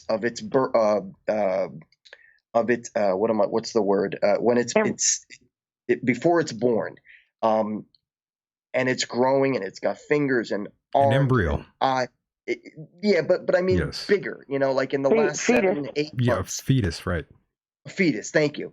I believe that point, there should be a limit. If you're going to have an abortion, if you're going to have an abortion freely, if it's going to be your choice to say, I don't want this child, you get it done as soon as possible. Exactly. If you're going to wait, the longer you wait, that child develops into a human, into a being, a true human. And that's when I think there should be a cutoff date.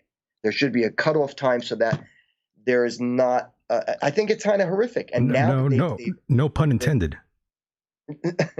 I think this new law that they've passed in Maryland is infanticide. It's evil. That's evil, in my opinion.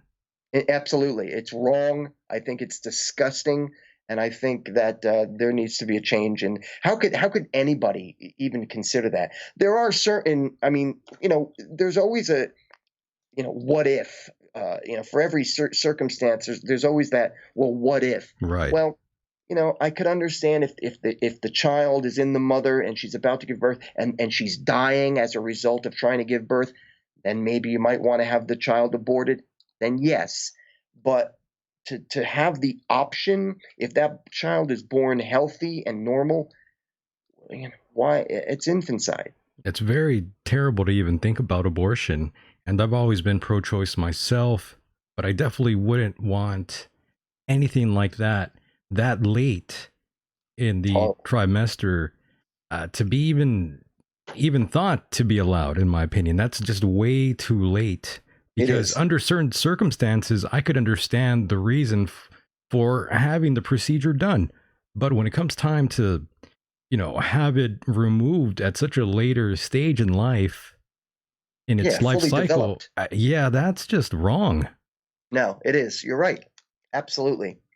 And I don't agree with it at all. Yeah, it's ridiculous, really. The fact that even passed anything. Yeah. I mean, how sick, who are these people that made this pass? What were they thinking? I mean, that's just horrible. I'm sorry. I mean, I'm a guy. I'm not a woman who can say, well, it's not your body. You don't know what it's like to give birth. Of course I don't know what it's like to give birth, but I do know that having a child be born and then deciding, well, you know what? I don't want that kid. Let's get rid of it. Let's not feed it or give it anything or comfort it so that it can live. No, that's murder. That's murder. It is. Right. It's terrible. Why should we make an innocent young life pay for our sexual carelessness? Right. Amazing. Yes, amazing stuff. And of course, Mike, going back to what we were discussing here a moment ago about the whales and dolphins and all of that, there was a documentary that came out in 2013, I believe, called Blackfish. You definitely don't want to see it, Mike. Probably not. Yeah. Yeah, I get really disturbed by certain things like that with animals. It's about a whale at SeaWorld. Oh, yeah. Okay. It was a really good documentary. That. Yeah, it was pretty disturbing to see dolphins being trapped the way they do it. Yeah. They bang sticks against the water there, and it terrifies them, and they get them all cornered, and then they just start to slaughter them. It's awful. I know. I've seen that footage years ago. That is disturbing. It is. See, you guys are more faceless than you realize, because all life is sacred, and it just offends you and hurts you so badly to see animal life treated like that. You guys have more faith and belief in you than you will admit. You're probably right. I'm a humanist. I do care about life, no doubt. 100%. That's a fact. Susan, I've told Michael many times how much of a person I am when it comes to animals. I have a heart, and I've told him stories about how sometimes it's raining out, and I'll go outside and there's dragonflies getting hit by raindrops falling onto my porch, and I'm out there trying to save them. Or I'll see I don't know, an ant. I don't know, doing something, and I'll save the ant. I'll capture spiders in my house and release them outside. I won't kill anything. He's a Buddhist. Well, maybe, yeah. You're kind of like a the only Buddhist, thing Mike. I do kill are like mosquitoes and Are you parasites. vegetarian? I've tried. I try my very best. I admit I'm not a vegetarian, although I do try my very best not to eat meat, and I do respect those who are vegetarian very much. I have a couple of friends who are vegetarians, and I give them all the respect in the world. I've had issues in the past with my health that I find that if I don't eat a little bit of meat every once in a while, I get very sick. You get lightheaded, Mike? No, I get very sick. With all the problems I've had in the past, I've had cancer multiple times, and Susan doesn't know that, Mike. You definitely had this very crazy bout very early on in your life. Go ahead and tell Susan about that, Mike. Well, not to get into too much detail, but from as far back as when I was 16, I had my first bout with cancer, and ever since then, I've had 7 bouts since. Wild. And I've had chemotherapy, radiation therapy, and my immune system is shot. As a result, the radiation therapy that I've had has affected me with arthritis, tendonitis, and bursitis. And it's really been something that I've had to deal with all my life since I was a teenager. Have you tried? Are you guys trying CBD? Oh yes, CBD oil, very vital for lots of people out there. Mike, have you used any CBD oil at all? What does that stand for? That's a good question. I already forgot what CBD. Yeah, I know what it is, but I forgot what CBD actually stands for. I don't know either. That's all they ever say is CBD. Yeah, I know what. I may have heard of it. I just don't know what it is. No, I've never used it. Try it. People around here are really getting help from it. Really. What is it? It's basically the same compound found in weed, but without the THC. Basically, it helps relieve pain and reduces anxiety and all sorts of different things. It basically gives you sort of like that dragged down feeling, very relaxed without the THC part, Mike. Oh, I get it. Oh, okay, I understand what you're saying. I gotta say, I'm not. It's not so much. I mean, the pain is under control. I go to a doctor every month, and I go to pain management. So I cope with the pain. Not to turn this whole subject over to me, but I'm all right. I got enough THC. I'm dealing with. I don't need that. What is it? CBD? CBD oil, yes. CBD oil? There's pills and there's oils. Since I'm in California, I know all about this. But yes, CBD oil though. You could even be in Colorado and know more. Oh, that's true. Yeah. Very true. Yeah, CBD oil. That is something good for a lot of people to use, especially if they don't want to test positive for THC. If you are concerned with your jobs out there, ladies and gentlemen. But yeah, it's very good for those who definitely need it. It's not a head high. It's a physical thing strictly. Right. It's like a bit of a body thing, when you're coming down a little bit, Mike. Well, that's the best way I could describe it without, Yeah. No, I get it. No, I've heard of it before. Now that you mentioned it, where it's derivative from, but I've not used it. No, I haven't used it. Like I said, I have a doctor. I go to a doctor every month, and my pain is controlled. That's good. Yeah, very good. Very good indeed.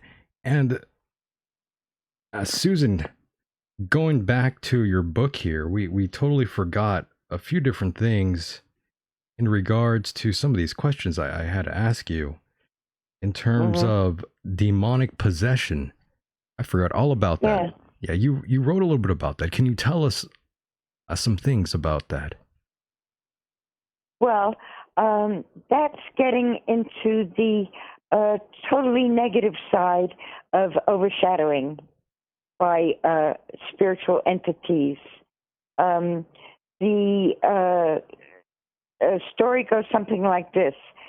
Not all human beings, when they pass away, go into the first heaven, do not arrive into the parts of the heavenly world where they can be rehabilitated, trained, and moved along into the light. There are humans who refuse to admit that they're dead and hang out in the lower planes. That's Those me. are called earthbound entities in the literature. And when they are of a particularly negative type and they can get under your skin or get into your aura, that's when you have a situation that can be identified as demonic possession. Yeah, and what causes spirits to remain earthbound? Like I said, they don't believe they're dead because they're like Myke. They don't think there's an afterlife. So when Myke dies, listen to me, when Myke dies, he's going to be earthbound. He's going to be earthbound. He's going to figure, hey, I'm still thinking. I still have my mind. I'm conscious. I'm still me. I must not be dead. Let me hang out here, and maybe I'll find my body. Maybe it's down here on this earth plane. I'm not going up to the light. No, I'm not dead. I'm still thinking. I'm still alive. And it is the disbelievers who inhabit and populate the lowest heavens above the earth, the earthbound planes. That sounds like limbo. It's a lot like limbo because there's no order into it. It's entirely chaotic, and there's no, the heavens, the higher heavens are highly organized and stratified, laid out beautiful, wonderful pastures of plenty, and so many activities. It's just going to blow you away when you get to it. But see, you're going to have a harder time in the darkness because lack of belief becomes a what is the word I'm trying to think of, a disability once you pass over. The better prepared you are, the better you've widened your understanding of what comes next. Oh, I understand. The better off you'll be. I with all due respect, Susan, I have an understanding. My belief is, I've studied religions and occult and demonology and all of that stuff, Christianity, Islam.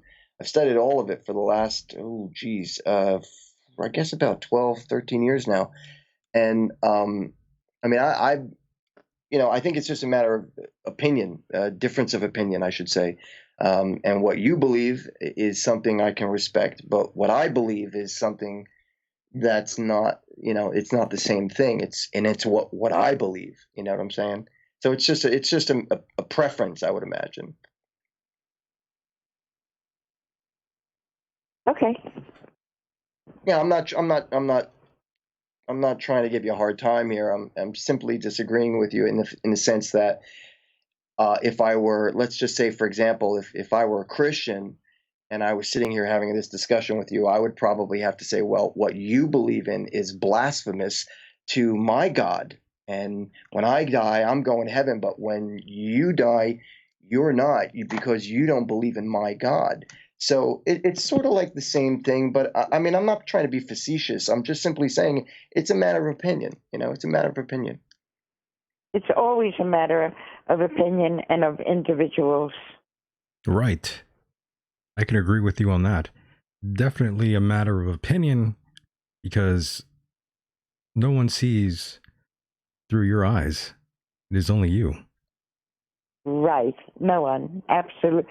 Every one of us, all 7 billion of us is a unique thing. I agree. And tagging back Not to... two alike.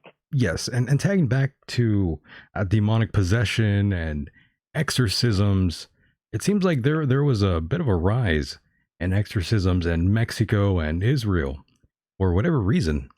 Very interesting. I can answer that question. Go ahead, Myke. Unless Susan has something to say about it. Go ahead, Susan. No, Myke. Back to Myke. Tag your it. Okay, so it is my belief, based on what I've heard about these so-called possessions from people, and they're saying that there's been an increase. Okay, so there's also an increase in our population on the world, and in that increase, there's always a percentage of people who have mental disabilities, and they see and or believe certain things.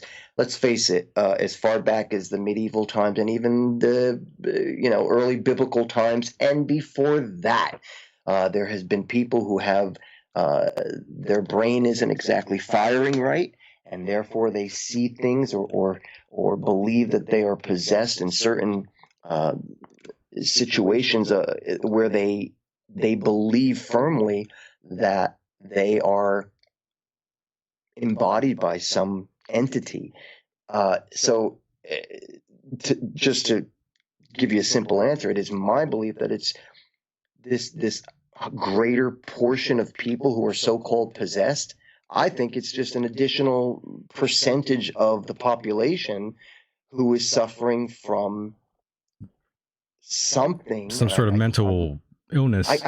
I guess, yeah. Okay. I mean, I'm not a doctor, I'm not a psychologist, so I can't give you a definitive answer, but it is my opinion that it's just another percentage of the population that believes they are embodied by some sort of spiritual demonic entity. Period. Understood, yeah. If this was sometime around medieval times, 5th to 15th century period, I would have to say, give or take, they would have burned you at the stake. Absolutely. They would have burned you. No doubt about it. No doubt about it. Yeah, even if you're clairvoyant or have any of these abilities we were talking about early on in the program, it would have burned you at the stake right away for being a witch. Yeah, because what humanity does not know and what frightens us, we are, the first thing is to defend ourselves and kill it. That's true. And you mentioned medieval times, and that's where I went on that tyrant there. Amazing restaurant, by the way, that place. Oh, in New Jersey? No, well, I'm not sure if they have one in New Jersey. I was talking about medieval times, that sort of amusement type. Yeah, there's one in New Jersey. There's one in New Jersey. It used to be. It was 5 minutes away from my house when I used to live in New Jersey. I went there in 2013 with a friend of mine, one of my guitar players. Isn't that crazy to go there? I enjoyed my time there. It was California. Awesome. It was amazing, really, to see all the torture devices and all that. It made me think. Now this is evil. These are some evil mother effers coming up with some of these ways to just disembowel people, really. And Susan, have you ever been there over in medieval times? No, but I'm listening and fascinated by what you're saying. And by the way, I used to live in New Jersey also. Oh, Myke, you see, there you go. Whereabouts, Susan? I lived in Bogota, Patterson, Fort Lee. Oh my God, that's where I'm from, Patterson. Oh my God, you guys probably seen each other. I used to live in a section called Riverside in Patterson. Oh wow! Where were you in that town? I don't know, a long time ago, darling. A long time ago. Well, you're in Georgia now, right? Right.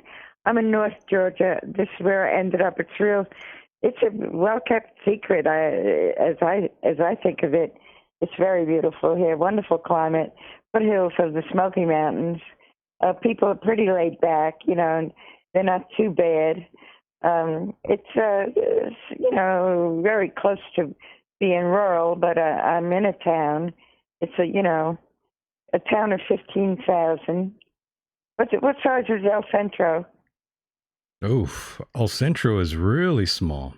There's about 80 people living in that town. No, not 80 people. That's so cute. Oh no, it's actually a lot bigger than that. There's at least 44,000 like 400 now, or probably even more than that. But that was the population back in 2017, if I recall. But now I'm sure that number is a lot higher. Really? El Centro, how come it's growing? Oh yeah, it's been growing a lot. There's lots of. How come? What's the draw? I'm not quite sure what it is really, but Mexicans. Well, yeah, that too. There's lots of people moving out here. Wow. Yeah. Well, it's very close to the border. What is it, like 5, 6, 7 miles away from the? Really? Yeah, it's very close. But there's a lot of people out here. A lot of people from Arizona. Kind of strange, since people in the media are saying that people are leaving California to go to Arizona. Yet I see people out here from Arizona, so it blows my mind a little bit. Yeah. Interesting. Oh yes, it is very interesting, and this is a very, very small town.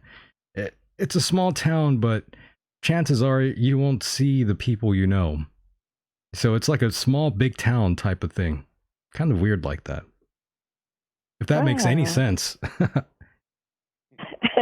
I'm contemplating it. Yes, it's big yet small. Very strange. I know, I understand that.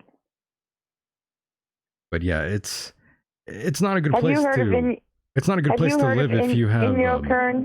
What was that, Susan? Sorry. In your Kern, in the Mojave. I don't believe I have. Oh. But the Mojave, very beautiful. How about Boulder Gardens? Have you heard of it? I've heard of that, though, yes.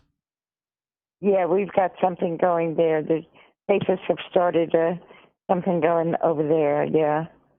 Very nice. And Susan, before I forget this question, it's way off track here, but I definitely did want to get your opinion on it, and that was in regards to extraterrestrials.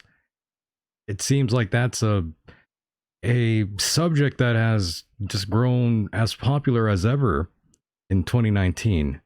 Everyone likes to talk about aliens all of a sudden, and some people believe that these aliens are demons. What's your take on that, Susan? Oh, wow! This is a separate. I can tell you that I think it's all a bunch of baloney. It's a hype, and it's been hyped for different reasons. There have been different motivations behind the hype, but I don't think any of it is true. I did get into a discussion of it with Whitley. Oh, okay. On account of his background, and we got to talk about it on the radio together, and that was an interesting conversation. He was kind of thinking out loud, mulling over who are these visitors. The visitors, he calls them visitors. And we kind of agreed on what's involved here. Again, I would present the whole case of visitors as entities from the unseen world, ex-mortals like you or me, who are capable of impersonating gods, lords, extraterrestrials, people from other planets, high-raised masters, or they are capable of projecting almost anything. There are different powers we obtain once we become, once we enter the spirit world. We have certain powers that only pertain to the physical body, but there are other powers that the human being has when he gets into the spirit world. And impersonation is one of them. And so I think that they can impersonate beings from another planet or gods or whatever they want to do.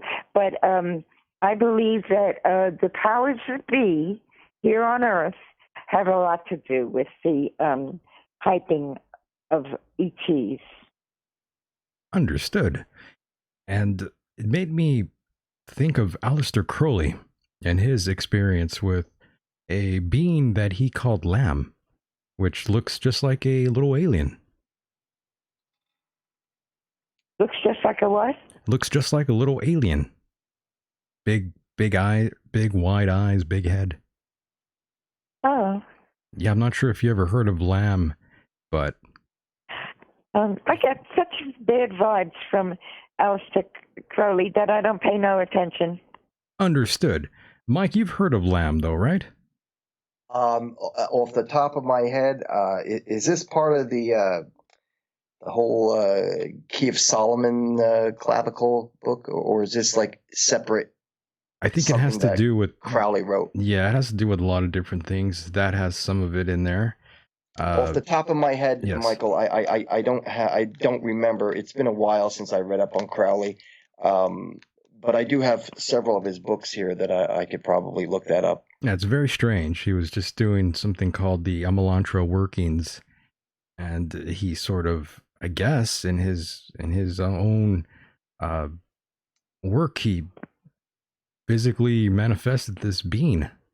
Yeah, I think I know what you're talking about. I read about this many years ago, but it escapes me right now. It's very strange. I think I know what you're talking about. Yeah, it's very strange. There's been a lot of these unusual characters in the occult world that have all talked about, I guess, what we can describe as extraterrestrials.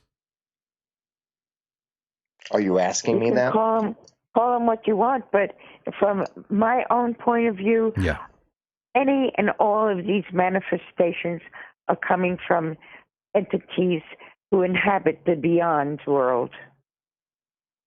Yes. Entities, not physical bodies of people from other planets, but spiritual entities who have the ability, some of whom have the ability to manifest. Yeah, I just always found that fascinating that we've seen these sort of characters throughout time, even through the ancients, where they talk about beings coming from the heavens. Yes. Yeah, so I always thought, Susan, since you talked a lot about the ancients, that you would definitely be on board with extraterrestrials. Since the ancients, all in their cultures, they had that embedded about these spirits or people from the stars. To me, ETs are not embodied beings from other planets, but we have mistaken them for that. They are, in my opinion, angelic beings who have manifested here on Earth in one way or the other. Amazing.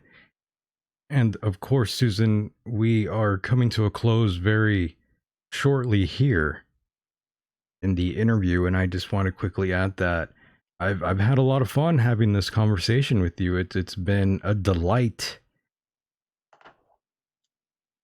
Me too. It's been fun. I told you it would be. Yeah, you were right. I've had a great time. Mike, I hope you enjoyed hosting this interview tonight with Susan. Thank you, Michael. Yes. Yes, I certainly enjoyed our conversation this evening, Susan. The book is called Field Guide to the Spirit World. You can find that on Amazon, folks. And Susan, before I cut you loose, I did want to leave you with the final word. So if there's anything on your mind, anything going on there in your mind that you want to get out there, I would definitely like for you to relay that message. Please feel free to do that now. Go ahead. How many listeners do you have, audience? Oh, I have no idea. Oh, really? There's a lot. Okay. There's a lot of people listen to this, so that's a good All right, thing. let me say what I have on my mind. I recently got involved in some activity that I had been involved in the late 90s and haven't been for 20 years, but I got reconnected, and that is the committee to free Leonard Peltier. Are you familiar with the case? Very vaguely.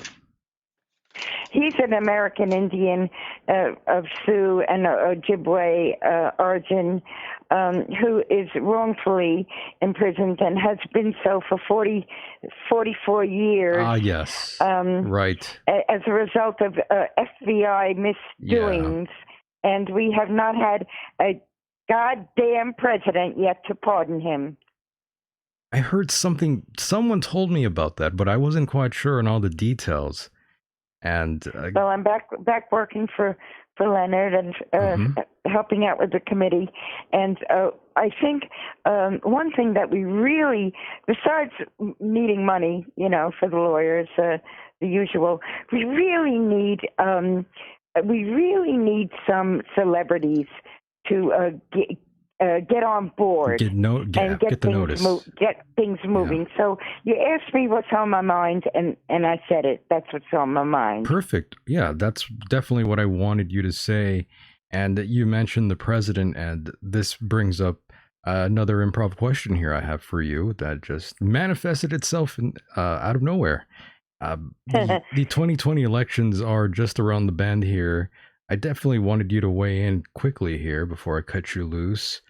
I'll tell you what. Go ahead. I like Elizabeth Warren. Elizabeth Warren. Okay. And I think we need a woman president there because all hell is going to break loose in the next couple of years, and we need the practical mind of a woman to be running the show. Amazing. Susan, I want to thank you tremendously for being a part of the program. I had a great time, and we will definitely be in touch again in the near future. Susan. Oh, that's wonderful. I had a great time, too. And this is amazing. I told you this before, but everything has been Michael this week. Michael. And now it's Miguel. It's absolutely crazy. And I've been inspired to write an article on coincidences. Synchronicity. I think there's something to it. I think there is something to it as well.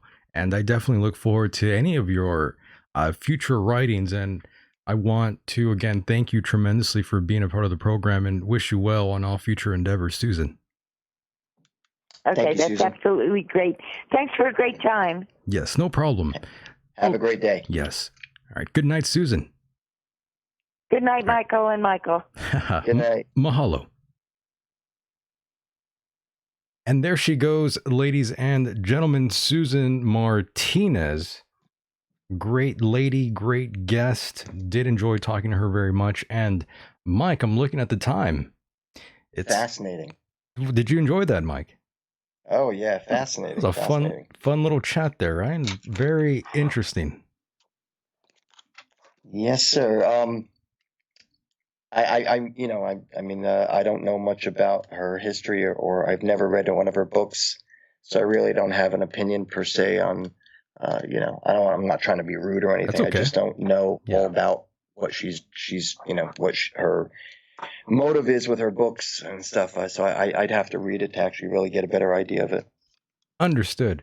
And Myke, part 2 is coming up. I believe you're going to be staying around for that, right? Yes, sir. Amazing. I'm so glad you want to hang out. Part 2 is definitely coming up. And for those out there, it's now that time to go on a little break. Definitely go to the bathroom or get yourself something to drink. And when we return, round two, boys and girls, stay tuned. All right. Now, hold on one second, Mike.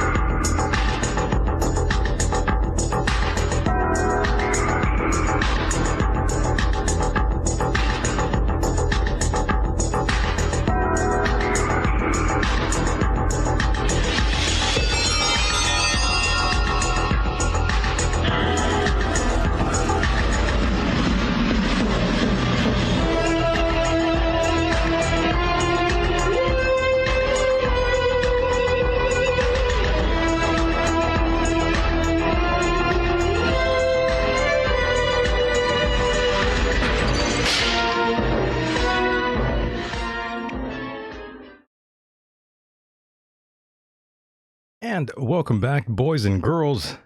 Here we are again on a night like this. Are you ready for round two? I believe Myke is ready for round two. Let's bring him on. Myke, what's going down? Hey, Michael, I'm back. Yes, part two has commenced here. And Myke, did you enjoy that little break? I certainly did, sir. Thank you very much.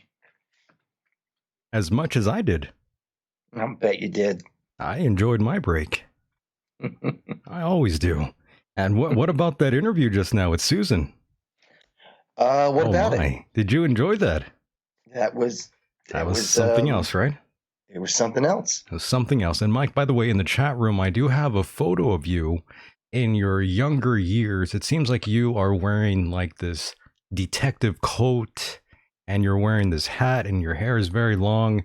You kind of look like an extra from the Pirates of the Caribbean.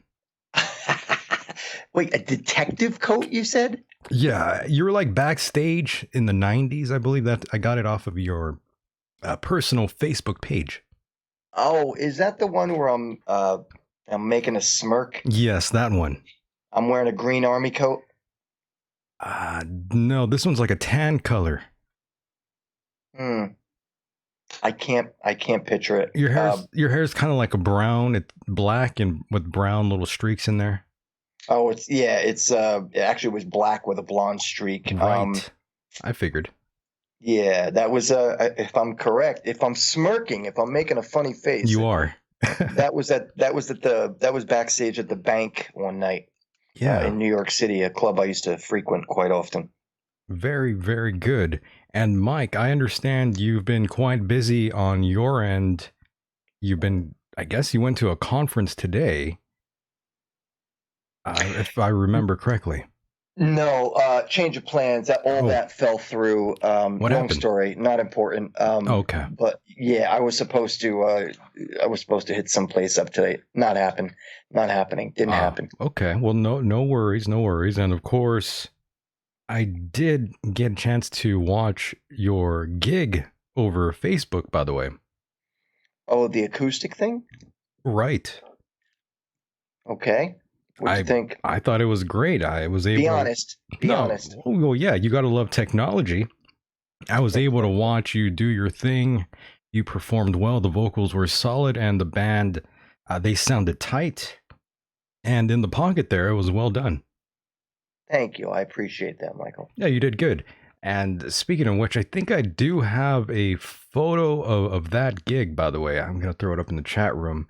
And for those that are in the chat room, you get to see that. And those that only are going to hear it back on a replay and only hear the audio, this is another reason why you should listen to the show live, where you get that sort of element for the program. Let's see, where is that photo? Oh, there it is. Yes, this is the photograph I was referring to. I got this one off of your Facebook, Myke. I wish I could see what it is you're posting, because I mean, is this on YouTube or it's Skype? It's on YouTube. Oh, maybe that's why I don't see it, because I'm on Skype and I'm talking to you through this, so I'm not seeing what you're posting. Yeah, it's your acoustic set, and there's, I believe, a guy playing guitar right behind you on an acoustic, and another gentleman playing an electric guitar. Okay, yeah. So on the left of me is a guy sitting down with glasses. That's Word. Johnny Nickel. Johnny Nickel, okay.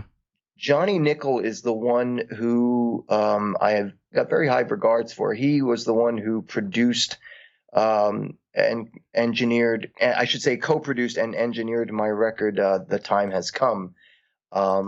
He also did some engineer work on the Spy Society album. Helped me record the one song that you play on your show. Yeah, that's something I forgot to tell the audience listening right now. If you are not familiar with the intro I usually play, it's from Myke's band, and it's a song called "Where Have You Been?" if I recall correctly. Yeah, and actually, it's one of two bands I did back. I did that particular song is from a band called the Spy Society '99. which I did right after I got out of the Misfits. The other photo and the music that you were talking about before, that's my other band, Empire Hideous, which I have just recently, I'm reforming. But if I may, just to finish up on what I was saying, Johnny produced, he produced The Time Has Come, which is my last studio album for the Empire Hideous. And then we did some engineer work together on the Spy Society album. And he's currently not playing in the band because I've after we did that acoustic gig in on Halloween weekend, Right. A bunch of the guys had asked me, if I wanted to take it further, and after having performed that night, the guy to my right in that picture, Fred, the guy who's playing electric guitar, he said to me, "Listen, we should play again." And if it wasn't for Fred, I probably wouldn't be doing this, because Fred pressured me for about 8 years. Really? Yeah, Fred has been telling me ever since I retired from music back in 2008. He has been like up my ass telling me, let's get together, let's form the band. So I owe a lot to Fred, because he really motivated me into getting back into doing it. So after that, we contacted Byron, the drummer. Byron has played for me in Empire Hideous and Spy Society. And we contacted Jeff Austin, who has worked with me since 1993. Him and I were roommates together for some period of time. We lived in 2 different houses together with the band. And we got a new bass player, a guy by the name of Joe Rossi. And he's magnificent. He's getting all the new material and old material down. And we are currently prepping ourselves to do our first sonic performance on June 30th of this year. We're going to be doing a benefit show for a guitar player who used to play for me, who died. His name was Jason Trioxin. Him and I were good friends. Jason Trioxin was in 1995. When we first met, his friend Raphael ended up playing drums for me, and Jason became a roadie. Jason was a roadie for me for years. And I taught him how to promote himself, because he started up his own band called Mr. Monster. Right. And I taught him how to promote himself. I brought him on his first tour, and I taught him a lot of things about being in a band. And eventually, he went on to do a lot of great things for himself. Unfortunately, back in December, I forget what date it was. I think it was right before Christmas. Yeah, something like that. He died. And so we're doing this benefit. It's 2 days in a row. It's the last weekend of June. 2 nights. The first night has sold out. The second night, here's my schedule for the day. The doors open in the afternoon, something like 2 or 3 o'clock. I'm not sure, but a couple bands go on first, and then there's a band that's going to be playing Misfit songs. So they've asked me to do 3 Misfit covers. After that, there'll be a few more bands that go on, and then Jason's band, Mr. Monster, will go on, and I'll step on stage with them. I'm going to do 1 Mr. Monster song, and then at 10 o'clock, they're going to change the whole night, and then they're calling it an after-hours party, which is really not, but it's just after hours. And then that's when Empire Hideous will actually take the stage for the first time in 17 years. By the way, when we returned on the break, I played that song from The Return of the Living Dead, where the scene where the zombies are starting to rise, Mike. I'm not sure if you heard it. What's the title track? I think it's called what's the name of the song? It's not the song from 45 Grave, is it? No, it's not. No, not that one. That's a great song too. But it's more of like one that you kind of You could kind of tell exactly what movie it is once you hear that song. Like you already know the movie once you hear Return that of the music. Living Dead, right? Right. It's that one song where the zombies are starting to come out of the grave. Oh, it's been 45 years since I've seen that movie. I mean, I just played the song, but now I can't even find the title of it here. That was one of Jason's favorite movies too. Well, Return of the Living Dead. That's the reason why I played that one. Yes, it was appropriate. And I was listening to his band way back in the day. Mm-hmm. I loved Mr. Monster, and I didn't even know he played guitar for you guys, by the way. Yeah, for the longest time. First, go ahead. I'm sorry. Oh, I'm just saying I had no clue. Yep. Well, I think it was in 97 he had started it. I believe he had just begun forming it, and then he had already played a gig with me in Empire Hideous, but it's too complicated to go into. He wasn't a former a steady member. And so then I got the gig with the Misfits, and while I was doing the Misfits, he was forming Mr. Monster.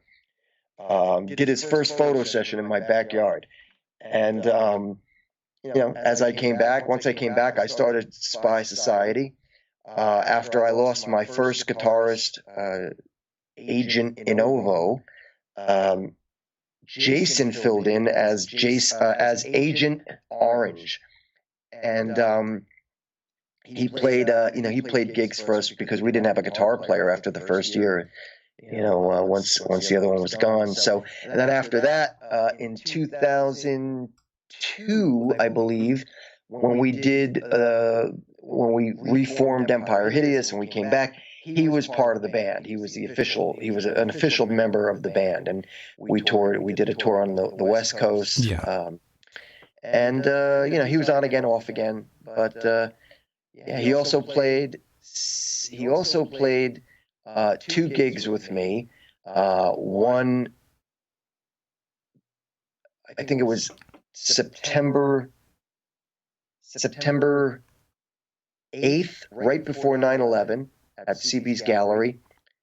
And then he also played my last show on 9/12. We had 2 shows that week. So he played both of them, and that was that. By the way, it was this song that I played on the break. I'm not quite sure if you heard it. You remember this song, right, Mike?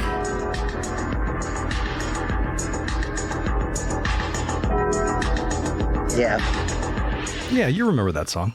Of course. Yeah, that's what I played when we came back from the break. Nice. For him. Oh, that's nice. I'm sure he would have loved that. Yeah, it's such a shame. The benefit that we're playing, it's like a celebration for his 40th birthday, and he has left behind a beautiful wife. They had just gotten married. I believe it was a year or 2 earlier. She moved out here from England. He also left a mother, sister, and he was too young, man. That's true. Very sad. Very young guy. And yeah, I'm sorry to hear that. Definitely would have loved to seen that lineup. It's going to be a pretty damn good lineup. I'm excited. I'm right. starting to get in shape. Good. Went on a diet today. I started exercising. I'm cutting out all sweets, so I'm trying to look my best. So less of a radio guy look. Yeah. It's been years. I mean, it's been many years since I've taken the stage. The last Sonic show we played as a band was we played this thing called the Drop Dead Festival, which was like all these gothic and death rock bands in New York City. Cool. At a place called the Knitting Factory, and that was the last. The Knitting Factory, yeah, good venue. Yeah, the Knitting Factory, and that was the last time I played a Sonic show.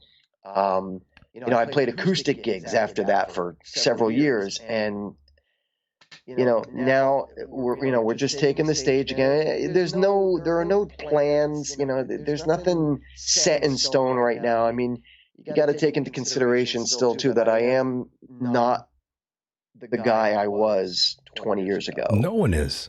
Yeah, of course. But Right. my situation is like, I've had all the cancer and the surgery and all this bullshit that has affected my life physically. So, I really doubt I'll be able to do the things that I was doing back in 2005, 6, 7, and 8. Yeah, no doubt.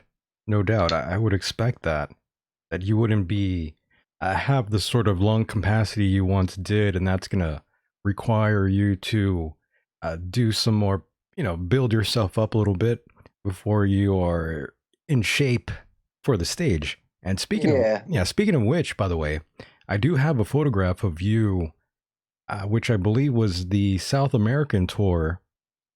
Judging from this photograph I have up here, it's you on stage with the Misfits. Okay, possibly, yeah. Yeah. You have very long hair, and I could tell they kind of toned you down just a little bit there from the usual look, Myke. Most likely. Yeah, but it's a great photograph of you wearing a lot of bondage there. The harness that I'm wearing was custom made for me. I knew a leather maker back in the day, and he had made that for me, and I had begun to wear it on stage back in the 90s. But when I joined up with the Misfits, I wore that with that sort of like that fishnet thing going on underneath it, and that was because I was trying to emulate Danzig when he would wear something like a fishnet shirt or like a woman's see-through shirt or something. That's what I was going for. That's what I was trying to go for. I was trying to take my inspiration from Glenn Danzig and incorporate it into the new Misfits, because let's face it, the band it's bubblegum rock, really, especially back when they had Graves and Jerry was trying to promote it as a positive thing for youth. Well, I mean, you still have to give him credit, Michael Graves, in the sense that it was a lot better than anything that Jerry only could do. I mean, his singing is awful. Jerry's? Yeah, I hate his voice, by the way. Yeah, he's tone deaf. It's awful. The newer albums they released, the what was that? The Project 50s, whatever it was called. That thing was just straight up trash. Let me tell you something. When I joined in 1998, I was given a list of songs to sing, and now I knew all the old stuff because I had been a Misfit fan since I was I think 17 years old. Right. And I was a young punk rocker back then, and so I had grown up with those songs. I was like the biggest Misfits fan in my entire town of Patterson. And so when they gave me a list of songs to do for the tour, I think it was something like 30 or 35 songs.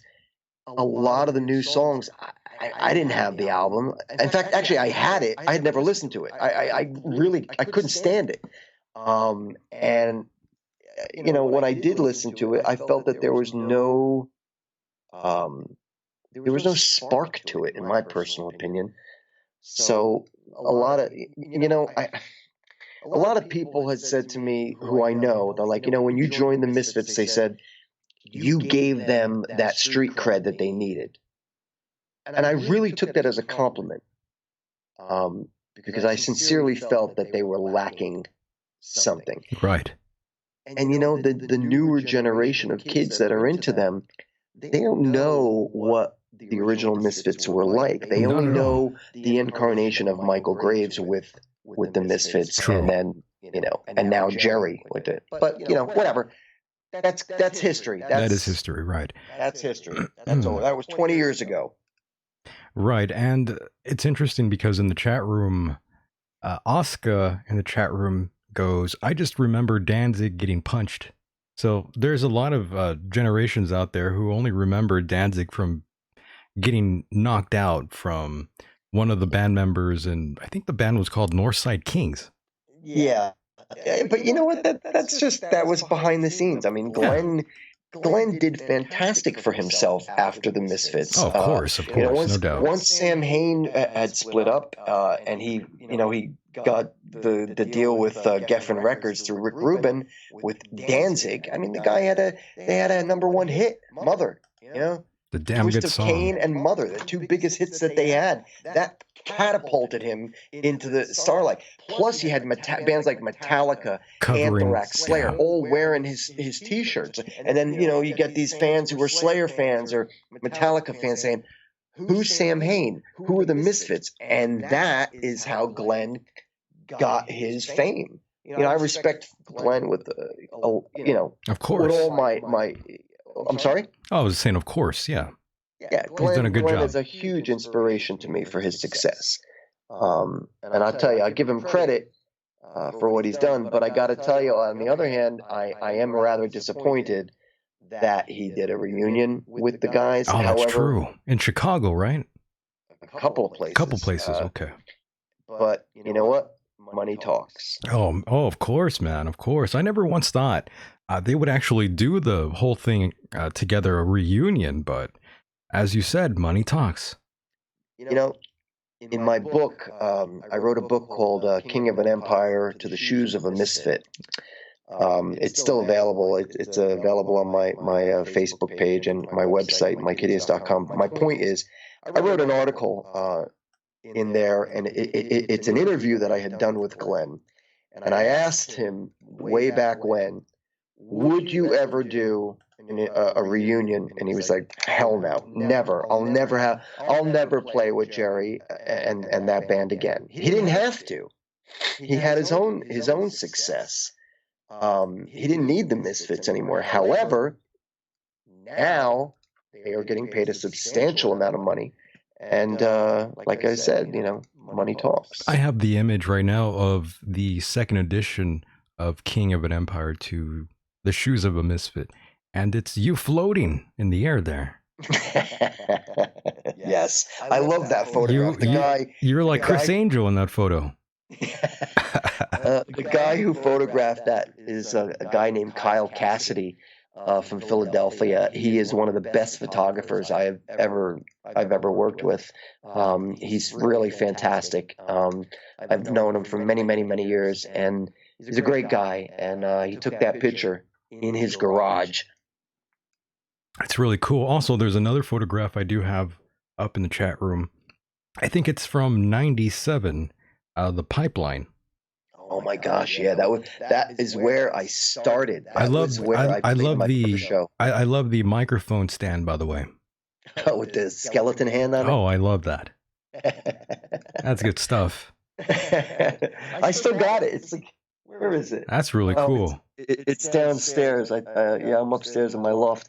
I still have that thing. I need to do something like that with my microphone stand to get in the mood. Get the mood right. Yeah, that place, the Pipeline, that was where I played my first gig, May 28th, 1989. Wow. Got a lot of history there then.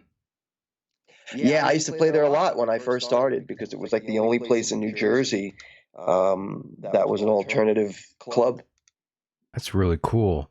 And I did want to ask you a little bit about the magazine that you used to work for, because, when you were working for this magazine, you were actually interviewing a lot of big name guests, including Bowie. No, that's incorrect. I did not interview Bowie. I wanted to, and there's an interesting story to that. As a journalist, I used to have to make connections with the publicists of the record labels in order to get interviews with certain high-profile names. With David, I had to. I called the publicity company. Off the top of my head, I can't remember who it is, but I called the publicity company and I talked to his publicist for years, 2 years, in fact. And I was very patient with her, and she was very patient with me, and she would send me anytime something got released, she sent it to me to review, and I always gave it a good review. Anytime he played out, I got VIP tickets to go see him play, and I would write a great review. And she would tell me, just keep doing what you're doing, Mike. She said, you're on a list, and when it comes down to David doing interviews for tabloid magazines, you will eventually be up there. So time goes by, and she then, like, I'm getting closer, I'm climbing the ladder. Michael, I got to the point where I was literally, and I kid you not, I was second on the list to interview him when he was ready to do tabloid magazine That's interviews. crazy. By the way, I do have that. I think it's an article that you wrote. I have that up on the chat room there. For what? There's some sort of magazine clipping here that says by Myke Hideous. Oh, yeah. From when I used to work at the magazine. A Celebration in the Garden. Those are my column. That's the images of my column when I used to write it. Anyway, long story short, what happens, I'm second to the top of the list to interview David Bowie. I call the publicist back. I think her name was Mary or Marie. And I call her up to just check in with her to see how things were going and how soon it was going to be until I got that opportunity to interview him. She ends up having quit. Oh, that sucks. Now they got a new publicist in. I got to start all over again. So I never got to interview him, though I had been to many concerts where he played, where I was in front of first row. I was like down in the pit where the photographers were, or I would go see him at an intimate club, where there's like maybe 800 people. So I did get that opportunity, but I never got to interview him. So that really killed me. Oh, that sucks. I was a huge Bowie fan. Yeah, that would have been cool to interview that guy. Absolutely. Yeah, he's such an interesting character. I would have loved to have talked to him. So that does suck that you missed out on that opportunity. Well, I wouldn't say you missed out. You kind of were a little bit screwed there. Yeah, like I said, the lady, she either quit or got fired. Something happened. She wasn't there. And like I said, I had to start with a whole new publicist and start all over again. And I was just so devastated about that because I had waited for 2 years to get an interview with this guy. And then I have the photo of Robert Smith up now. I sat down with Robert Smith in his hotel. In fact, the whole band, Pure. I sat down with them in their hotel room, actually in the lobby. I did the interview, and after, now mind you, there's all people lined up to do these interviews. So each one of us got 15 minutes. So I had a photographer with me, and I sit down with Robert Smith, and I interviewed him. And then after I was done with him, I interviewed the band. Now, I ended up getting more than 15 minutes. I got 30 minutes because they liked me. So he said. And after 30 minutes, I was like, all right, well, thanks, guys. I'm going to get up and go. So Robert Smith, I kid you not, Robert Smith says to me, well, where are you going? I said, well, that's it. My 30 minutes is up. I got to go now. He's like, no, don't go. Sit down. Come on, I'll buy you drinks. He said, you stay. He goes, you're the coolest guy that's been here tonight. Nice. Stick around. I'll buy you some drinks. That wasn't it. That wasn't it. After we were done, all right, so he's doing another interview with somebody else. I'm still sitting at the table with them. And I'm talking to the guys, I forget all their names, Roger and all the other guys. And one of them says to me, now at the time, Jane's Addiction did a reunion tour. And they were playing at a place called Hammerstein Ballroom in New York City. Right, Another classic venue, sorry. That's right. The show sold out in 6 minutes. Wow. You could not get tickets, okay? It sold out in 6 minutes. So one of the guys from the band says, so are you going to see Jane's Addiction? I'm like, I can't. I said, I don't have tickets. It sold out in 6 minutes. He goes, don't worry about it. He goes, you come with us. We'll go to the concert. We got VIP tickets. That's you come so with cool. us. I said, okay. So I had to meet them at the venue. So I walk up to Will Call at the window to see if they had my name on the list. So I walk up to Will Call. I'm like, yeah, hi. My name is Mike. I'm with The Cure. Are they here yet? We're supposed to see the band. We've got VIP tickets. They're like, oh, you're with The Cure? Hold on.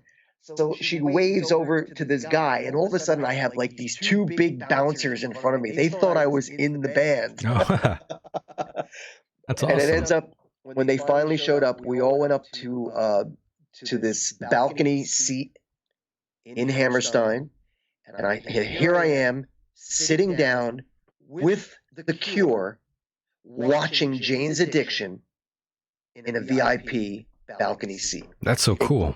It couldn't have gotten cooler, let me tell you. Did you get drunk? No, I'm not a big drinker. I mean, I'm not a big drinker, but I would have gotten drunk if it was Robert Smith. I mean, if he tells me to drink, I'm going to drink. Yeah, he did buy me a drink. I think he bought me something like a glass of wine, and that was about it. He was drinking some kind of weird concoction. We had so much fun. He was so nice to me. So cool. I told him at the time, Empire Hideous used to do a cover of one of his songs called All I Want from the album Kiss Me, Kiss Me, Kiss Me. So I told him that. I said, I used to cover one of your songs in my band. He's like, oh, really? He said, which one? I said, All I Want. He's like, oh, I love that song. He said, I just can't remember how to play it. That's so funny. But yeah, he seems like such a nice guy. Oh, it was so fun. I had such a great time with them. Really did. Yeah, he always came across as someone who was very into the music, someone very intelligent, obviously very intelligent. Yeah, and then down to earth, great guy. And of course, that brings me to another character that I did want you to mention here. And I believe you also had a bit of a sit down with him, and that is one Henry Rollins. Oh, well, I actually did an interview with him over the phone. I think over the phone. On 3 separate occasions, I interviewed him. I do remember seeing Henry when he was in Black Flag, when Black Flag played in a dive in New Jersey called the Showplace, which is now a strip club. And this was back when, oh my goodness, either the album My War or Slip It In had come out. It's been such a long time since I've listened to any of his music, Black Flag in particular, obviously. But man, he's such a wild guy. Yeah. And I'll tell you, he was sort of intimidating at first because you don't want to say the wrong thing to Henry because... Not to him. Yeah, because he's very... confrontational. What he says, so yeah, you don't want to take a guy off like him because he'll jump down your throat and rip your tonsils out. Yeah, he's a wild character. But was he cool though with you? Yes, I mean, every time I interviewed somebody, I always said right at the beginning, listen, I'm going to ask you questions. Some of the questions I've been asked by people who want to know certain things. If there's anything that you don't want to ask or talk about, simply say it and we'll move on. But sometimes I've asked questions that are, a little controversial or a little intimidating in some sense, and people either answer them or they don't. Or in the case of like when I've interviewed Glenn Danzig, one of the questions was, somebody told me that you're a bastard to work with. And he was like, oh, fuck them. He's like, well, and anybody who says that, it's a fucking idiot, And he was kind of right about what he said. He's like, when people, a band like, a musician like Glenn, who started out in a punk band and worked the circuit, here's a guy who finally rises above it all and makes a name for himself. And then when you get get to that plateau, people want to shoot you down and chew you out for becoming famous. And then they say you sold out. What? You sold out because you made it? What? Right. So if Empire Hideous got lucky and got a record deal and we became huge, would that mean I sold out? You want to sell out. That's kind of the point. It's kind of the point in a sense, yeah. But I mean, well, you want to be a headline act. Why would you want to be an opener? Right. So his point was, those people who say things like that, they're just jealous, and they come up with cockamamie ideas just to spit on your parade, so to speak. Yeah, that's pretty common. You see that all the time. And of course, moving away from Mr. Henry Rollins to another prominent figure in the rock and roll scene. It's a photograph now I put up here with you and Ozzy Osbourne. Oh, goodness. I got to hear this one. Oh, boy. Tell me about it. Amazing. When I got that interview at the newspaper, everybody said to me, "You are in for it, man." I'm like, "Why?" "You're not going to understand a word he says." I said, "Oh, come on. How bad could it be? He's British. I can understand what he's saying." He's British. I love that. Yeah, I mean, come on. How hard could it be? I've heard British accents before. Well, Word. so here I am. I'm at Sony Studios in New York City, and I'm standing in front of the elevator, having pushed the button, waiting for the doors to open.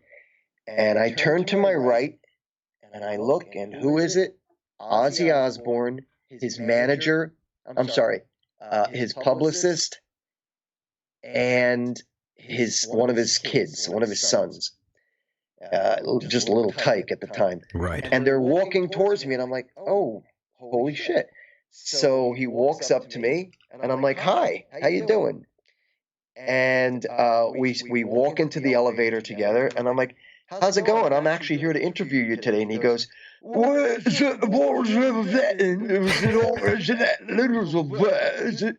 I'm standing there listening to him talk this British gibberish, and I had no fucking idea what the hell he was saying. And I just stood there, like, with this stupid look on my face, and I'm like, ah. And he had me so nervous at that point because I really didn't understand what he was saying. And we got to the floor, the doors open, and he's like, "All right, see you later." And he walked out. And I'm like, "Yeah, so long." That was the floor I was supposed to get off. The doors closed, and I kept going up. And I completely blanked out because he got me so nervous. That's so funny. That I didn't understand what he was saying. That's a good story, actually. You were confused by the man, by the Prince of Darkness. Yeah. Needless to say, I ended up going back down to the floor. I walked up, to the desk, and I said, "Yeah, I'm here to interview Ozzy." And they're like, "Oh, okay." So they put me in this room. And like 10 seconds later, he walks in and goes, "Oh, you're the one who's interviewing me." I'm like, yeah, that's me. That's a good one. What was Ozzy like? Well, you know what? I tried to do a little tongue-in-cheek and joke around with him a little bit. And I one of the questions was like, what's bat taste like? Chicken? And he didn't like that too much. He didn't. "Oh, I don't want to talk about that. That's just fucking. I've talked about that too much." So I don't know if he didn't have a sense of humor or if he was having a bad day. I don't know. Some of the things he did open up to me about in his interview were drugs and how Sharon saved his life basically from basically killing himself with drugs. But it is my belief, and don't quote me on this, it is my belief that Ozzy had a stroke. Oh. Because of the way I watched as he spoke, as he walked, and he looked like he had some sort of a problem with I forget which side it was of his body, but it almost looked like he had he was suffering or had been recuperating from a stroke. Right. Yeah, he's been having a lot of health issues as of late, even. Oh, he's an old man. What is he? He's like 70 something? He must be. And I have to say, Sweet Leaf is still my favorite riff of probably of all time. Yeah. That's just, you hear that riff and you know something's going down. You hear someone playing that in a Pontiac and you know things are going down. I'll say, yeah. Do you know the album, the first album, Black Sabbath? Of course. Now, tell me, when you look at that album cover with that green witch standing in that by that house, I mean, is it that? When I saw that picture for the first time, I was 4 years old. I was a little boy, and my oldest brother had that record, and he had it. I remember being in his room. He had the record player on playing the song Black Sabbath on the album Black Sabbath by Black Sabbath.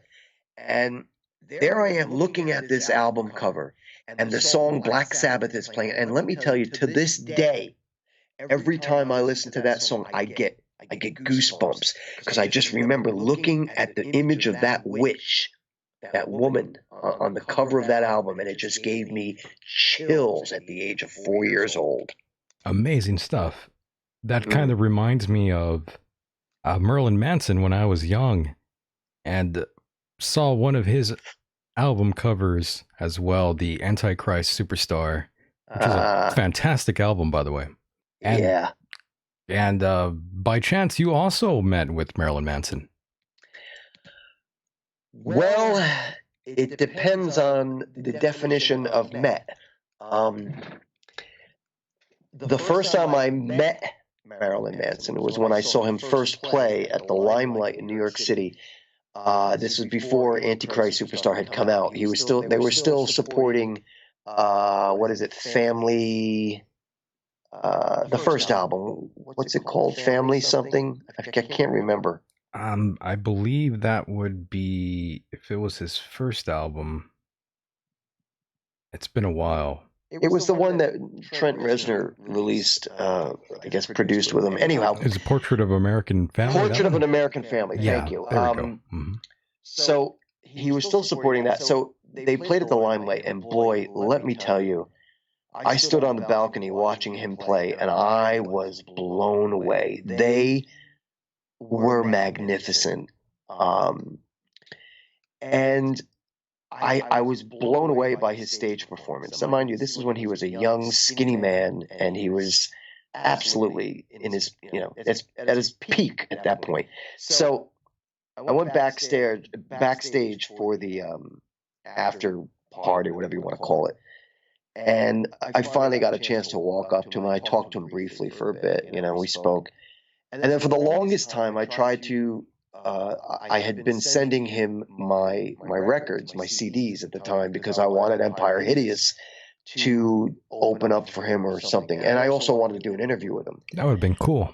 It would have been, but it never worked out. And he knew who I was. Like, he knew the band. The funny thing is, the girl I was going with at the time, she had won some tickets on the radio. Uh-oh. She got to go to the show. And again, it was at the Hammerstein Ballroom. And she got to meet him backstage. And she was wearing one of my buttons, the Empire Hideous buttons, on her jacket. Ah. He goes up to her and he goes, "I know that band. That guy calls me and sends me shit all the time in the mail." Oh, man. But no, I never got to meet him. The only other time I got to see him was at the book signing he did. Threw you under the bus there, though. Yeah, I guess you could That's say kind that. of that's a prick move, though. Well, he got really popular, really famous, and whatever. I didn't take it to heart, Oscar in the chat says Marilyn Manson is fatter than Axl Rose. Yeah, well, that's true. I think he might be now. He got really heavy. It's disappointing. I'm very surprised because he got this neck on him. This is what fame does to you, man. You become a radio guy. You get good food and you get nice cars and big houses, and you get fat. By the way, John 5 was already in the band, right? By that time? No, John 5. He didn't come till later, right? If I remember correctly, the timeline here. That's right. As a matter of fact, when I was doing Spy Society, what was his name? Shit. The guy who was in his band, he got kicked out, started another band called the Dollygaggers. Oof, terrible name. Yeah, perhaps, but here's the thing. This guy played guitar for Marilyn Manson. And he's dead now, by the way. He died of an overdose like years ago. But he had actually contacted me and wanted me to sing for his band back when I was doing SS99. And like out of nowhere, I get a call from this guy who was managing him. Again, this was in New Jersey. And he's like, yeah, what was his name? Hold up, let me see. Let me look up Dollygaggers if I can find out. Yeah, don't worry. I just put up a photo of Jason, the Long gone Jason Trioxon. Rest in peace. I do have a photograph of him now in the chat there for people could see that. Good. Yeah, I got a couple pictures on my webpage for him. That's such a trip though, man. I was listening to Mr. Monster back in 2001 to about 2003 or 4. Yep. Pretty wild stuff, man. I never thought I'd see that guy. I didn't think he'd die that way because he was involved with so many different bands, and I just always figured this guy, he's just like the ultimate band backup, really. He's like in all these bands, really. Yeah, he was. Yeah. By the way, just so you know, so I can finish. Go ahead. The name of the guy was Gidget Gein. Gidget Gein played guitar for Marilyn Manson, and that was the guy who contacted me to sing for his band. Ah, very cool. Unfortunately, he's dead now. He was also an artist. He got out of music, he followed his art, and then he died of dope. That's terrible. He went out the rock star way, huh? Unfortunately, and you know how I found out? I had called him. Him and I used to speak, and I called him on the phone, and he didn't answer, and I left a message for him. 2 days later, I read that he was dead. Jesus. Yep. What a coincidence. Anyway, yeah, back to Jason. Jason was a good guitar player, I mean, he wasn't like a lead guitar player. He was good. He picked up fast. He was a good, quick learner, and he had a good punch to his playing.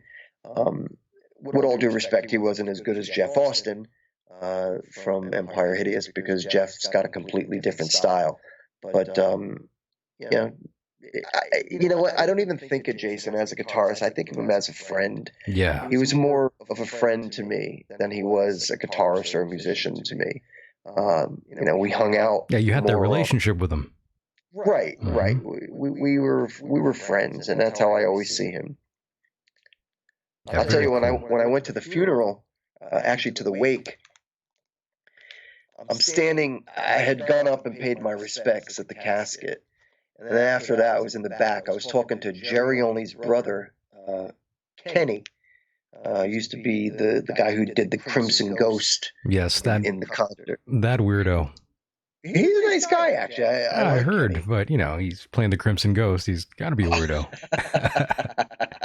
Well, there I am talking to Kenny, and all of a sudden, Jerry Only appears. Bum bum bum. Actually shook my hand. I couldn't believe it. That was the first time him and I actually... Did you hear that when you were talking to him? I sure did, yes. I believe it. But Jerry shook my hand, said hello. I shook his hand back. I said hello.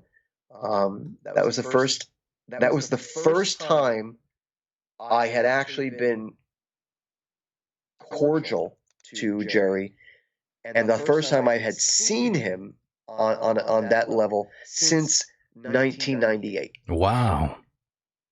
Yep. That's pretty crazy. So he was kind of nice to you then? Well, I mean, I think he was just being respectful. Okay. I think he hates my guts. I really do. Which really pisses me off because here's the guy who I knew for 11 years before I joined the band. And I did so many things for him to help him out. Like with his fucking lawsuit against Glenn, had me buying records and helping him prepare a lawsuit against Glenn. I was young and naive. I just wanted to know a rock star, and Jerry Only was one of my inspirations. And he calls me up, yeah, you want to go on tour? I'm like, yeah. So I help him out because Michael Graves got fired. Actually, he quit. And so here I take the reins. And, I'm doing everything I can to try to make it so that these guys will make me a steady member. And, then he drops me after the second tour. Doesn't even tell me. They just dropped me.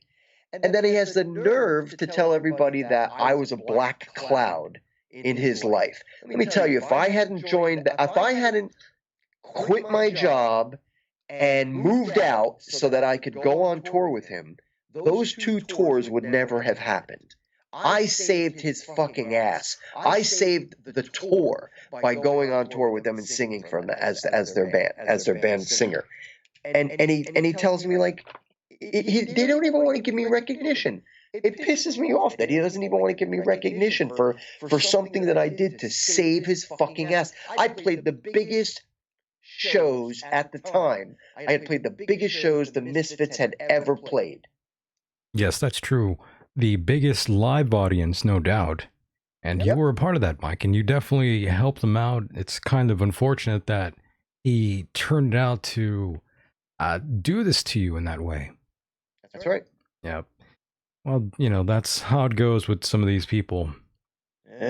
Whatever. I move on, But anyway, a lot of people showed up at the wake. I saw Steve Zing there from Danzig's band. Who else? Oh goodness, there was a bunch of people there from all different types of bands. Very cool. Yeah. I was glad to see all the people. There was a line out the door. There must have been 500 people there that night. That's wild. Yeah. I would expect there to be a lot of people. He knew so many different people and was friends with a lot of musicians, so that's not surprising to hear. Yep. Yeah, he's a good guy from all accounts I've heard. And Mike, I got to tell you, you listened to one of my last episodes with Colin Flaherty. That was amazing. Yes. I got some heat actually from that last episode, Mike. As you know, Colin Flaherty was on here and I was being a little fictitious at times on a few things. I gave him a purely anecdotal sort of experience of mine, and I was just messing with him, trying to get him to pop a little bit. But he didn't bite. He went right back to the black thing right away. Yeah, I know. I remember you were telling me that he had no sense of humor. No, Just didn't get it. Yeah, I was just trying to play with him a little bit there, and he did not like the Asian thing at all. Do you think he didn't like it, or he just didn't get it? I think he kind of misunderstood. That's what I'm thinking. I think he might have missed the joke. It might have gone right over his head. Yeah, I was just trying to mess with him a little bit. And he didn't like that though. But he's a good guy, and he's another guy who's also dealing with cancer, if I believe correctly. Really? I didn't know that. Yeah, he's did the whole chemotherapy thing recently. Wow. Poor guy. Do you know what kind of cancer? I think he said, I don't know if he said skin cancer. Oh, that's terrible. He said some cancer though, if I recall. Wow. Hey, by the way, not to interrupt you, but did you hear anything about Michael Aquino? Is he okay? Michael Aquino, as far as I know, he's okay. He's another guy that I definitely need to go back and touch base with and bring him back on the program, since I know he loves being on here. And of course, Mike, you could jump in here as well when I bring him back. Oh, well, it's always a pleasure. I always appreciate when you have me on, no matter what it is. It's a great time. And of course, now, Mike, is that time where we move on to current news. Okay. And while you do that, I'm going to take a quick shot of some medicine up my nose. Oh, yeah, go ahead. Definitely go ahead. Do that. Yes. And of course, freedom of speech really is becoming something that's being limited each and every day here in America. Everything is becoming censored and regulated in ways that are not based on reality. Would you agree on that, Mike? I completely disagree. You disagree? Well, let me tell you why. Go ahead. It is my personal opinion, having observed things that have been going on, it seems to me, well, you know what? It's interesting how I'm going to answer this. On one hand, I don't see a lot of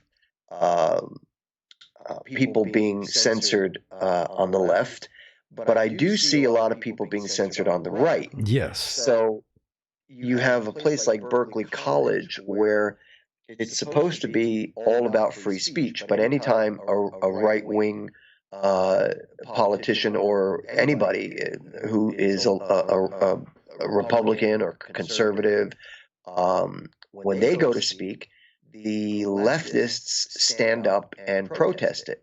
So you tell me, What's wrong with that picture? How are you allowed to have free speech if people want to protest you and not have you speak? Where's the logic in that? Yeah, that's absolutely a biasness from those who are, in control. That's what I'm saying. I see the left talks, says whatever they want, but yet they inflict their views and tell you this is the way it should be.